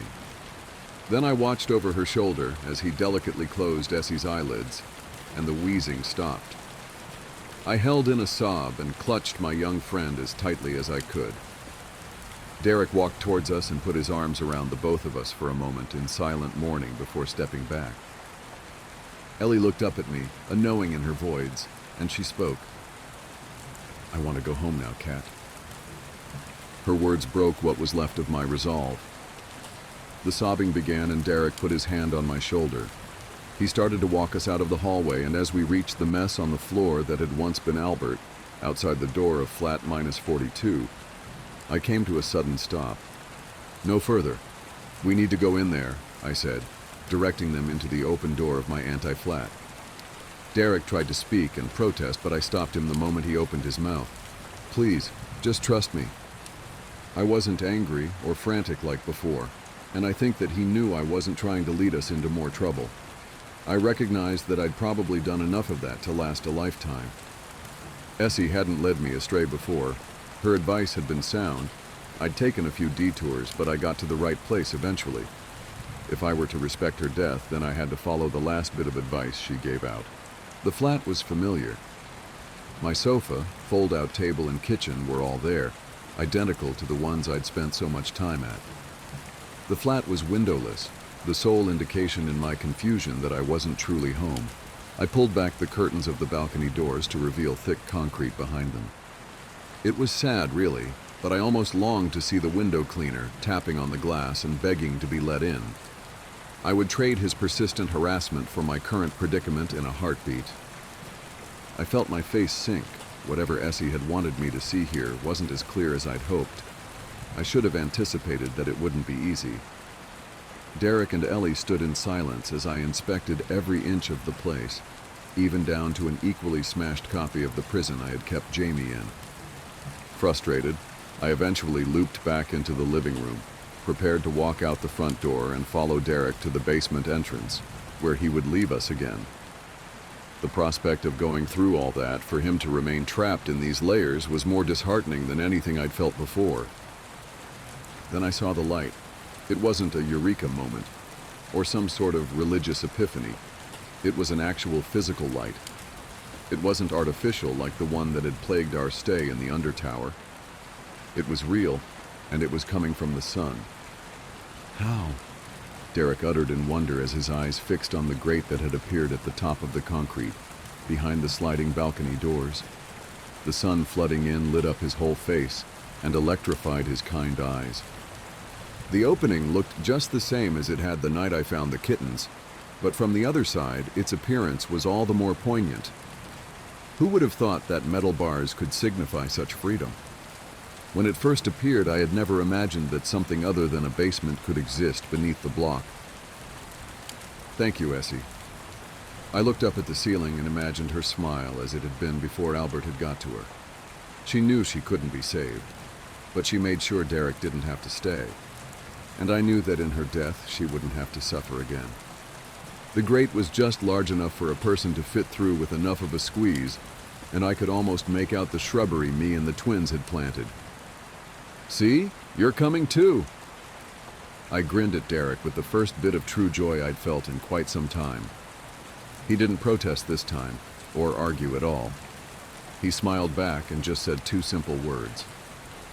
Thank you. I pulled open the sliding door and Ellie, who had been stood to the side, climbed the curtain with her claws as quickly as possible. I was amazed and grateful that she didn't pull them down. I watched in awe as she wrenched the bars away from the concrete and uninterrupted sunlight poured into the lower flat. The sunlight bathed us all, and Ellie dropped to the ground the same time as her claws and horns began to retract. I couldn't pinpoint the exact moment the voids disappeared, but they did. There she was, mess of blonde hair on her head and brown puppy dog eyes looking at us as she hit the ground with a thud. A little girl you wouldn't suspect more than a tantrum of replaced the ferocious beast that had protected me through this hellish landscape. The front door that led to the hallway where Albert's remains laid had suddenly been replaced by a thick blank wall, just as the lift that brought us here had been. All that remained was the flat, the three of us, and the open grate. I pulled one of the chairs from the fold-out table below it and turned to Derek. You first, so you can pull us out. He was busy staring at the newly transformed girl. There was a guilt in his eyes, and he looked at Ellie more strangely than he had when she was demonic. Regardless, the connection was still there. I handed him the flat cap, still soaked in blood, and he placed it onto his head with a genuine smile. He looked himself again with it in place as he took a step onto the chair. Before climbing out, he turned to us and winked. He wriggled through the grate with some difficulty and reached his hands back through. I watched Ellie's tiny clawless hand clutch his fingerless one as he hoisted her through the gap. Left alone in the flat, I took another look at my surroundings and took a moment to consider all the pain beneath the block. I imagined a life where Ellie hadn't come with me, and I was trapped for good or dead at the hands of the rat creatures. As I burst through the small gap, pulled by both Derek and Ellie, the bright sun and sensation of the shrubs in my hair as I crawled through them felt like a rebirth. The garden was stunning. Dewdrops littered the green foliage, and the rising orange sun lit them up like fireflies. I had never been more appreciative of it. Looking back at the outer edge of the building, the grate was gone, along with any indication that it had been there at all. I wondered why it had appeared in my flat down there, why I had been the person to find it both times, and I remembered what Albert had said about the building altering those who stay. I pondered he was right, and if it was possible that it had altered me already. As we sat in the fresh morning air, I knew that none of it really mattered. Standing outside of a grim city tower block was cathartic. Gray concrete had never looked so inviting. We were home. The scenes of carnage and destruction that I had imagined would greet us when we entered the building were nowhere to be seen. Albert had certainly cleaned up. There was no kitten leg or creatures, or even evidence of a kerfuffle. It made me all the more nervous. I had no idea who had been hurt. The slow trudge to Ellie's floor was painful. My limbs all ached and the ringing in my ears continued. Still, I was just so glad to be getting her home. I couldn't wait to see Terry's face when we returned her daughter safely. Ellie may have looked a mess, but she was alive and well, which was the best I could ask for given the circumstances. I wish I could say that Terry greeted us with joy. I really do wish I could. Instead, her face was sullen, and the dark circles that sat like tattoos looked deeper than before. The skin around her eyes was puffed up and swollen with tears. When she spotted Ellie, she fell to her knees with relief. I hoped her face would brighten, but it didn't. "Where is he?" she sobbed, grabbing hold of Ellie and clutching her as tightly as she could. Where's my son? My heart dropped to my stomach. I'd made a sea of bad decisions in my time, but this, if this was what Albert had meant, was the worst consequence I could have imagined. I tried to find words, but I couldn't. I'd never seen a person look quite so broken. The pain in the screams of the mangled people wasn't a patch on Terry's sobbing. Is that his blood? She asked, gesturing to our clothes and hair while struggling to speak. I had been complacent. If the creatures had overpowered Eddie, if they had won, then maybe there wasn't enough of him left for Albert to see that he was like his sister. I shouldn't have written off the possibility like I had. Derek stepped forwards and put his hands on Terry's shoulders. She winced, and I remembered the lockdown situation, the only grounding in reality that I'd felt since returning to the upper layers of the block. She looked him in the eyes. I don't know if you remember me, Terry. You were very small the last time we met, but I remember your parents. His kindly eyes had locked with hers as she melted and collapsed into him, wailing and gasping for air. Together we walked her to the sofa, not unlike how we had Essie not long before. I'd never known Terry's flat to be so quiet. Eddie was always playing, he was always so loud, and he always came home. Ellie was the absconder. It's why I'd found it easy to convince myself that Eddie was playing in his room, disrupting Terry's sleep like normal as we navigated the layers below. In all honesty, I think I was just trying to convince myself that I couldn't possibly be responsible for the death of a child. Logically, I always knew that with his sister gone for that long, he'd go looking. I just hoped. I really hoped we would get home in time, that he could hold his own. I don't know. Anything but this. I had buried my worries. Terry couldn't breathe properly through thick, heavy sobs. The noise muffled my already fucked up ears. Derek sat with his arms around her while Ellie nuzzled into his other side, and I sat opposite, blood-soaked, devastated, and alone. Knock, knock, knock.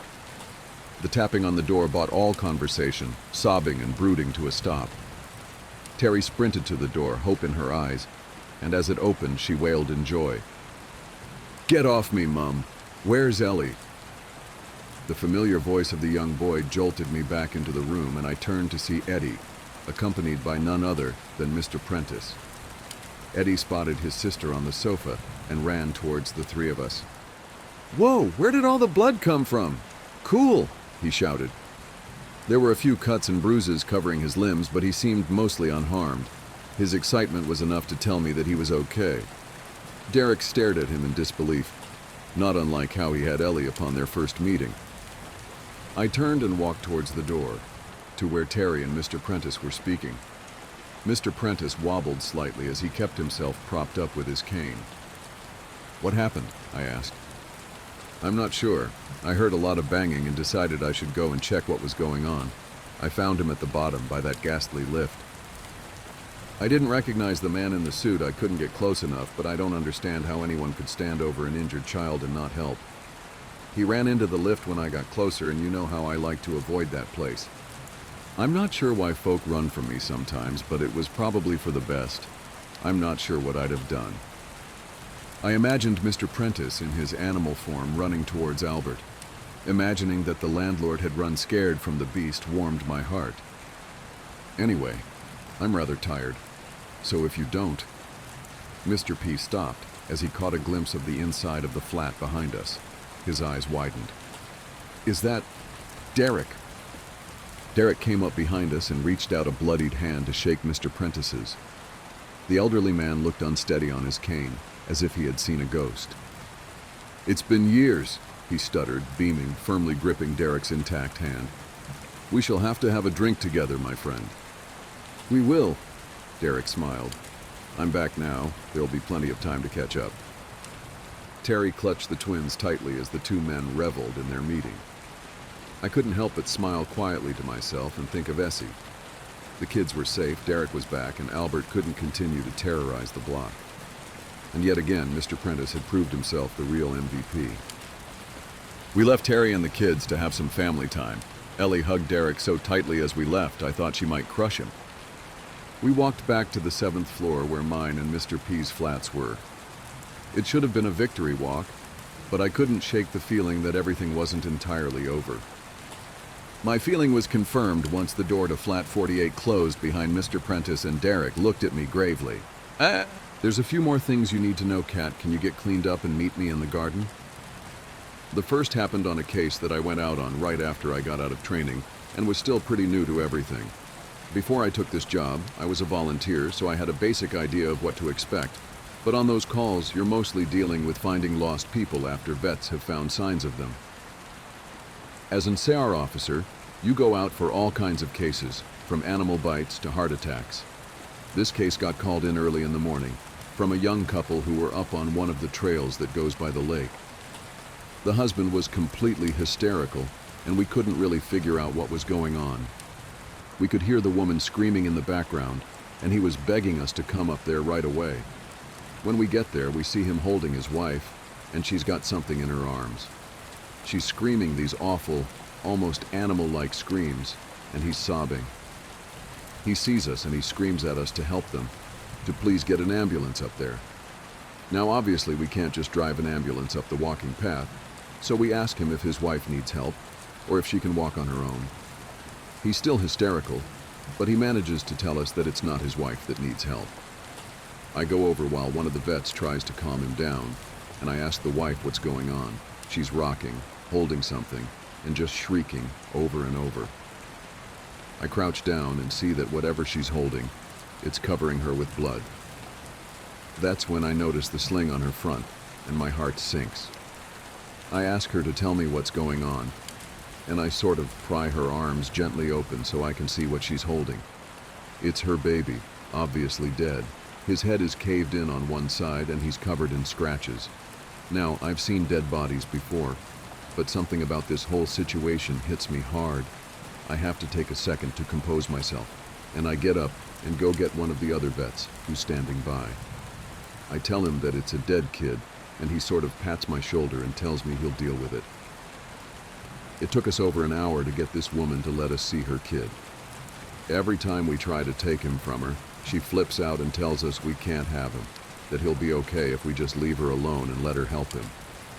But eventually, one of the vets manages to calm her down, and she gives us the body. We took it back to the med area, but when the EMTs showed up, they told us that there was never any hope of saving the kid. He died instantly from the trauma to his head. I was good buddies with one of the nurses who met them at the hospital, and she told me later what had happened. Turns out the couple had been walking with the baby in the sling, and they stopped because the kid was fussing. The dad takes the kid and is holding him, looking out over this little gully by the path. The mom comes to stand next to him, but she ends up stepping on a loose patch of soil, and she trips. She falls into the dad, who drops the kid, who ends up falling about 20 feet down this little gully onto the rocks at the bottom. The dad climbed down and recovered the kid, but he'd fallen right on his head, and was dead by the time he got there. The baby was only about 15 months old. It was a total freak accident, a series of events that coalesced into the worst possible outcome. Probably one of the more awful calls I've been on. I haven't seen a lot of animal bites in my time as an CR officer, mostly because there aren't that many animals that come around the area.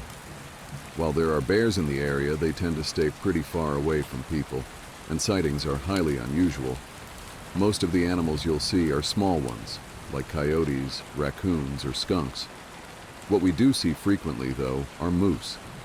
And let me tell you, moose are nasty fuckers. They'll chase after anything for any reason, and God help you if you get in between a female and its baby. One of the more amusing calls was of a guy who'd gotten chased down by an absolutely massive male moose and was stuck up a tree. Took us almost an hour to get him down, and when he was finally on solid ground again, he looks at me and says, "God damn, them fuckers is big up close." I guess that's not really a scary story, but we still laugh about that one. Running. It's the only time I've ever lost my composure like that, but something about it was so incredibly wrong, and neither of us wanted to stay out there anymore. When we got back to the rendezvous, we asked if anyone else had heard anything strange, but no one else knew what we were talking about. I know it sounds sort of anticlimactic, but that call fucked me up for a long time. As for the little girl, we never found a trace of her. We keep an eye out for her and all the other people who we've never found. But frankly, I doubt we'll ever find anything. Of the missing persons calls I've gone out on, only a handful have ever resulted in a complete disappearance, meaning no trace of the person and no body ever found. But sometimes, finding a body just leads to more questions than answers. Here are some of the bodies we've found that have become infamous in our team. A teenage boy whose remains were recovered almost a year after he vanished. We found the top of his skull, 2 finger bones, and his camera almost 40 miles from where he was last seen. The camera, sadly, was destroyed. The pelvis of an older man who had vanished a month earlier. That was all we found. The lower jaw and right foot of a 2-year-old boy on the highest peak of a ridge in the southern part of the park. The body of a 10-year-old girl with Down syndrome, almost 20 miles from where she'd vanished. She had died of exposure 3 weeks after going missing, and all of her clothes were intact except for her shoes and jacket. There were berries and cooked meat in her stomach when they did the autopsy. The coroner said it appeared as if someone had been taking care of her. There were no suspects ever identified. The frozen body of a 1-year-old baby, found a week after vanishing in the hollow trunk of a tree 10 miles from the area he was seen last. There was fresh milk found in his stomach, but his tongue was gone. A single vertebra and right kneecap of a 3-year-old girl, found in the snow almost 20 miles from the campground her family had been at the previous summer. Now on to a couple of the stories my friend told me. I mentioned that you were all interested in the stairs and you're in luck. He's had a closer encounter with them. Though he doesn't have any explanation for them, he does have a bit more experience with them than I do. My buddy has been an SAR officer for about 7 years. He started when he was a junior in college, and he had a very similar experience when he first encountered the stairs. His trainer told him almost the same thing mine did, which was to never go near, touch, or ascend them. For the first year, he did just that, but apparently his curiosity got the better of him, and on one call, he broke away from the line and went to go check a set of them out. He said they were about 10 miles from the path where a teenage girl had vanished, and the dogs were following a scent. He was on his own, lagging behind the main group, when he saw a set of stairs off to his left. They looked like they were from a new house because the carpeting was pristine and white. He said that as he got closer, he didn't feel any different or hear any weird noises. He was expecting something to happen, like bleeding from his ears or collapsing, but he got right up next to them and didn't feel anything. The only thing, he said, that was odd was that there was absolutely no debris on the steps. No dirt, leaves, dust, anything. And there didn't appear to be any signs of animal or insect activity in the immediate area, which he found strange. It was less like things were avoiding them, and more like they just happened to be in a relatively barren part of the forest. He touched the stairs and didn't feel anything except that sort of sticky feeling you get from new carpet. Making sure his radio was on, he slowly climbed the stairs. He said it was terrifying, because the way they'd been stigmatized, he wasn't really sure what was going to happen to him. He joked that half of him expected to be teleported to some other dimension, and the other half was watching for a UFO to come swooping down. But he got to the top with little event, and he stood there looking around. But, he said, the longer he stood on the top step, the more he felt like he was doing something very, very wrong. He described it as the feeling you'd get if you were in a part of a government building you have no business being in, as if someone was going to come and arrest you or shoot you in the back of the head at any second. He tried to brush it off, but the feeling got stronger and stronger, and that's when he realized that he couldn't hear anything anymore. The sounds of the forest were gone, and he couldn't hear his own breathing. It was like some kind of weird, awful tinnitus, but more oppressive. He climbed back down and rejoined the search and didn't mention what he'd done. But, he said, the weirdest part came after. His trainer was waiting back at the welcome center after the search ended for the day, and he cornered my buddy before he could leave. He said his trainer had this look of intense anger, and he asked what was wrong. "You went up them, didn't you?" My buddy said it wasn't phrased as a question. He asked how his trainer knew. The trainer just shook his head. "Because we didn't find her." The dogs lost her scent. My buddy asked what that had to do with anything. The trainer asked how long he'd been on the stairs, and my buddy said no more than a minute. The trainer gave him this really awful, almost dead-eyed look and told him that if he ever went up another set of stairs again, he'd be fired immediately. The trainer walked away, and I guess he's never answered any of the questions my buddy has asked him about it since. My buddy has been involved in a lot of missing persons cases where there's never been a trace of them found. I mentioned David Paulides, and my buddy said he can confirm that those stories are, for the most part, accurate. He said that most of the time, if the person isn't found right away, they're either never found, or they're found weeks, months, or years later in places they can't possibly have gotten to. One story he told me really stood out that involved a 5-year-old boy with a severe mental disability. The little boy vanished from a picnic area in the late fall. In addition to the mental disability, he was also physically handicapped, and his parents explained over and over that he simply could not have vanished. It was impossible. Someone had to have taken him. My buddy said they searched for this kid for weeks, going miles out of the accepted range, but it was like he'd never been there. The dogs couldn't pick up his scent anywhere, not even in the picnic area where he'd apparently vanished from.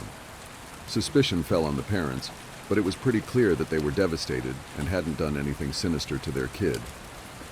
The search was concluded about a month later, and my buddy said everyone had pretty much forgotten it by later in the winter. He was out on a training op in the snow, on one of the higher peaks, when he came across something in the snow. He said he saw it from far away at first, and when he got closer, he realized it was a shirt, frozen and sticking part way out of the powder. He recognized it as belonging to the kid, because it had a distinctive pattern. About 20 yards away, he found the kid's body, laying partially buried in the snow. My buddy said there was no way the kid had been dead for any more than a few days, even though he'd been missing for almost 3 months. The kid was curled around something, and when my buddy brushed off the snow to see what it was, he said he almost couldn't believe what he was seeing. It was a big chunk of ice that had been carved crudely to look sort of like a person. The kid was holding it so tight that it had frostbitten his chest and hands, which my buddy could tell even with the decay that had taken place. He radioed the rest of the crew, and they took the body off the mountain. Now, he recapped all of this for me, and to put it simply, there was no way this kid could have both survived for almost 3 months on his own or have gotten to this peak. There was no physical way this child could have walked almost 50 miles and ended up on the top of a goddamn mountain. To top it off, there was nothing in the kid's stomach or colon. Nothing. Not even water. It was like my buddy said, the kid had been taken off the face of the earth, put in suspended animation, and dropped on this mountain months later, only to die of exposure. He's never really gotten over that one. The last story I'll share from him was one that took place relatively recently, only a few months ago. They were out doing a recon for mountain lions because there had been several reports of sightings in the last couple of days. One of our jobs is to scout out the areas where these animals are seen to ensure that if they are in the area, we can warn people and close off those trails. He was out on his own in a very heavily forested part of the park toward dusk when he heard what sounded like a woman screaming in the distance. Now, as most of you know, when a mountain lion screams, it sounds almost exactly like a woman being brutally murdered. It's unsettling, but far from abnormal. My buddy radioed back and let ops know that he'd heard one and that he was going to keep going to see if he could figure out where its territory started. He heard the mountain lion scream a couple more times, always from the same spot, and determined the approximate area of the mountain lion's territory. He was about to head back when he heard another scream, this time within only a few yards of him. Of course, he freaks out and starts heading back at a much faster pace, because the last thing he wants is to run into a goddamn mountain lion and get mauled to death. As he got back on the path and started heading back, the screaming followed him, and he broke into a jog. When he was about a mile from ops, the screaming stopped, and he turned around to see if it was following him. It was almost night by this point, but he said in the distance, just before the path rounded a corner, he could see what looked like a male figure. He called out to them, warning them that the paths were closed and that he needed to come back to the welcome center. The figure just stood there, and my buddy started to walk over. When he was about 10 yards away, the figure took, as he described, an impossibly long step toward him and let out the same scream my buddy had been hearing. My buddy didn't even say anything. He just turned and sprinted back to Ops, never looking behind him. By the time he got back, the screaming had moved back into the woods. He didn't mention it to anyone else, just said that there was a mountain lion in the area and that they would need to close those paths until the animal could be located and moved. The first she told me in response to my asking about her most traumatic calls. She shook her head and told me that really bad calls happen more frequently on the mountain, since the potential for nasty accidents is higher. About 5 years ago, one of the parks she worked at had a string of disappearances. It was a bad year, she said, one of the worst on record as far as weather went. They were getting about a foot of new snow every couple of days, and there were a few avalanches that killed some climbers. They'd warned people about staying on the mapped areas, but of course there's always those who don't listen. In one particularly nasty case, an entire family got wiped out because the father decided he knew better than the officials, and he took them out into an area that wasn't safe. They were snowshoeing, and as best KD could figure, they'd walked onto a shelf of snow that looked solid, but actually wasn't. It gave way, and this family went ass over tea kettle almost 300 feet down a slope. They landed on the rocks at the bottom, and the parents died instantly. One of the kids did as well, but the other two survived. One had a broken leg and fractured ribs. The other was almost unharmed, save for some bruising and a sprained ankle. The uninjured child left his sibling behind and set out to find help. KD said the kid didn't make it more than half a mile before a storm overtook him. Kid stopped to try and get warm, or maybe just to rest, and ended up freezing to death. They ended up finding the family with the help of some witnesses who saw them heading out into the wilderness, and she was the one to find the kid who'd frozen to death looking for help. She said it had started to snow, just enough to obscure long-distance vision, but not enough to make searching impossible. She saw a figure sitting in the snow up ahead, and she got to it as quickly as possible. She described in detail how, as she got closer, she realized first that it was a child, second that they were deceased, and third that they had frozen in one of the most pitiful positions she's ever found a corpse in. The kid was sitting upright, with his knees tucked up against his chest. His arms were curled around them, and his head was tucked up in his coat. When she moved the coat to look at his face, she saw that he'd died crying. His face was twisted, and the tears were frozen on his cheeks. She said it was painfully obvious that the kid was terrified when he succumbed to hypothermia, and as a mother, it broke her heart. She told me, repeatedly, that she hopes the father is burning in hell as we speak. The other traumatic story she told me that stood out in my mind was one that happened when she was a rookie. Her team got a report of an experienced climber who hadn't come home the previous day. His wife was convinced that something bad had happened because he'd never failed to come home on time. They went out looking for him and had to climb what sounded like some very technically challenging parts of the mountain. They got to a relatively flat area, and KD started seeing blood in the snow.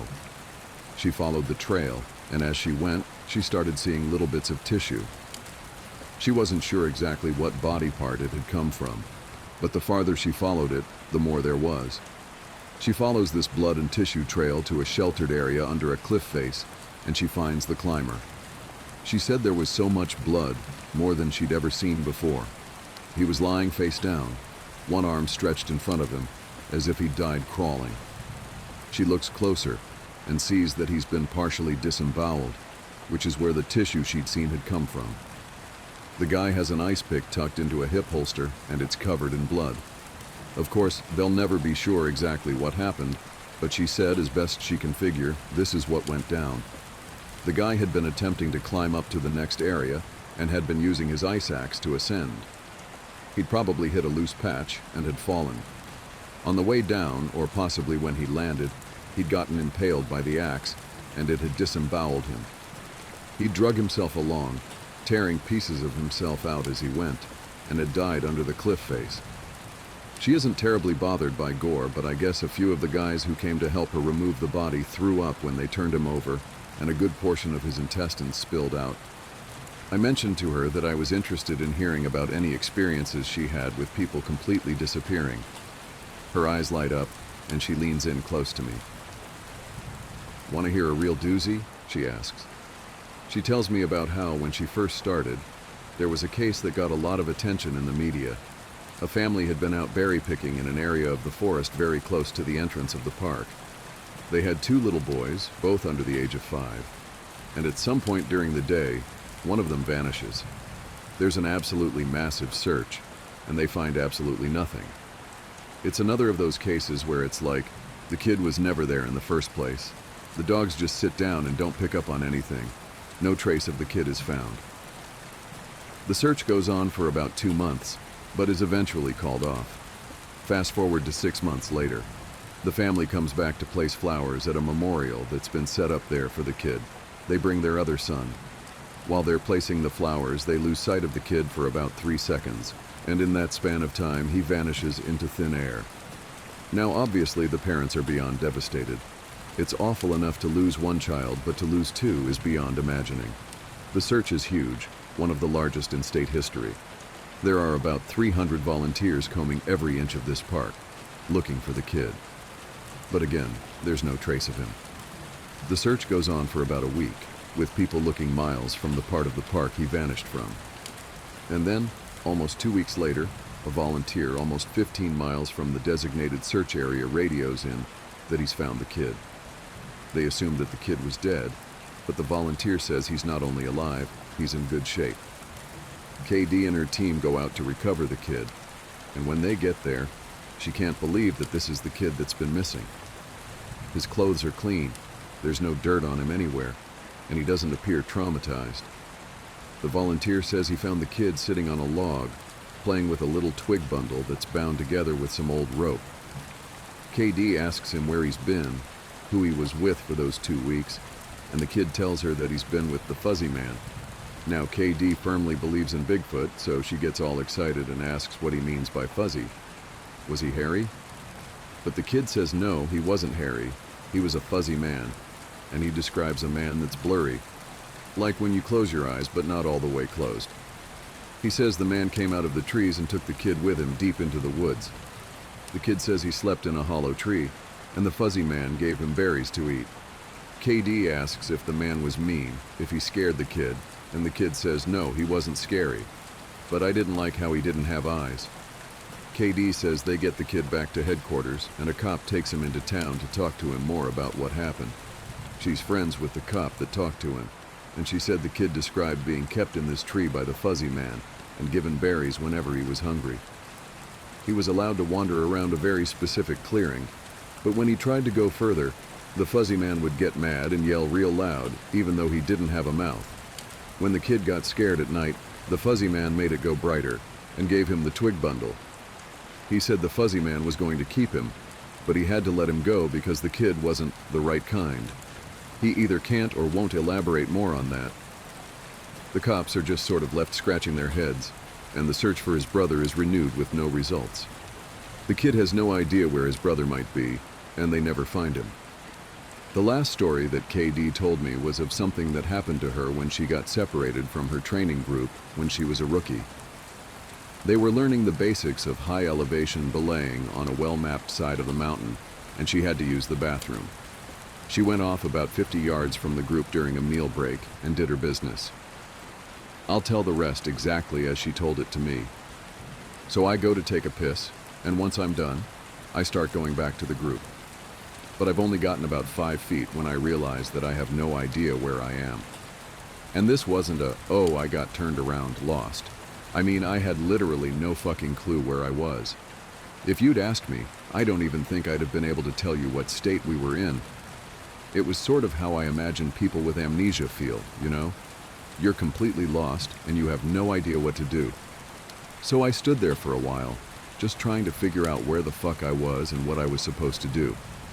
But the longer I stand there, the more confused and turned around I get, so I started walking. As I recall, I just picked a random direction and went for it. And as I'm walking, it's just getting worse and worse to the point where I have no concept of why I'm on the mountain in the first place. I'm just trudging through the snow, and then I start hearing this voice. It's kind of inside my head almost. Like if a frog could talk, all low and croaky. And it's telling me over and over, it's okay, it's okay. You just need to find something to eat. Find something to eat and you'll be okay. Just keep walking and find something to eat. Eat. Eat. So I start looking around for anything that I can eat, and I swear to God I've never felt that hungry in my whole life. It was bottomless, and I think I'd have eaten just about anything you put in front of me right then. I had no concept of time, so I had no idea how long I'd been out when I hear an actual voice coming toward me. I go toward it and see one of the other SARs, and he looks fucking terrified. He's running toward me asking if I'm okay and what the hell I'm doing out here. And the scary thing was, as he's running toward me, I kind of see myself reaching into my belt for my hunting knife. I'm not even really thinking about what I'm doing, but what I am thinking is that I have to eat. If I don't eat, I'll never be okay again, so I just have to eat. He sees me doing that, and he backs off right away. He yells at me to put my knife away, that he's not going to hurt me, and that kind of snaps me back. All of a sudden, I know exactly where I am, and I put the knife away. I run to him and ask him how long I've been gone, thinking he'll tell me I've been gone for half an hour or so. But he tells me I've been gone for 2 fucking days. I've gone over 2 peaks and ended up almost on the other side of the mountain, and if I'd kept going, I would have ended up wandering into about 300 miles of wilderness. They'd never have found me. He can't believe I'm not dead, and of course, I don't know what the fuck to think. To me, no time has passed at all. I don't say anything, I just go back with him to a rendezvous point, and I'm taken back to HQ to be airlifted to the hospital. When I get there, they do all kinds of tests and try to figure out what happened. As best they can guess, I had some kind of weird fugue state, which is kind of like amnesia, or a weird seizure that knocked my brain out of whack. But the truth is that we really don't know. It's never happened again, but I'll tell you, ever since then I never go out there alone. People rag on me for making them come with me when I have to leave the group, but I just tell them that listening to me piss in the snow is better than losing me for 2 fucking days on a freezing mountain. EW. The next person I talked to was EW, a former trainer who now works as an EMT. He still comes to ops like this to help out, but doesn't work full-time for us anymore. He specialized in finding lost kids. He just seemed to have a sixth sense when it came to knowing where they'd gone. He's a legend among the more senior vets, but he gets embarrassed if you compliment him on his work. He sat down with me at dinner one evening, and we ended up swapping stories. Most of them were just casual. But when we got on the subject of our weirder calls, I mentioned that I'd had a buddy who'd gone up a set of stairs. He got kind of quiet and asked me if I'd heard of a little boy who'd disappeared from his park a few years back. I hadn't, so he told me this story. Cause of death as something like massive internal bleeding, but no one knows what really happened. I've never been able to forget that kid. I have nightmares about it sometimes. I don't let my kids go into the woods alone, and when we go together, I never let them out of my sight. I used to love it out here, but that case and a couple others just sort of ruined it for me. Dinner was over, so we started to clean up and go back to our cabins. Before we went our separate ways, he put his hand on my shoulder and looked at me really close. He tells me that there's bad things out here, things that don't care if we have families or lives, or that we can think and feel. He tells me to be careful, and he walks away. I didn't have a chance to talk with him again, but that story stuck with me. PB. By pure coincidence, I got to talk to another vet, PB, who's been in the SAR field for years. We were partnered on a grid sweep during a training exercise, and we were chatting casually about how we liked the job, what kinds of things we'd seen, and the like. At one point, we passed an old set of stairs, though these were probably from an old fire lookout given the area that we were in. I sort of casually mentioned that I was curious about the stairs, and that I wished I knew more about them. He got kind of quiet and looked like he wanted to tell me something, but wasn't sure if he should. Finally, he told me to turn my radio off. Obviously, this is something we are never ever supposed to do, but I did it, and he did the same. The sun came up. He said he was sick. None of us have heard from him since he left.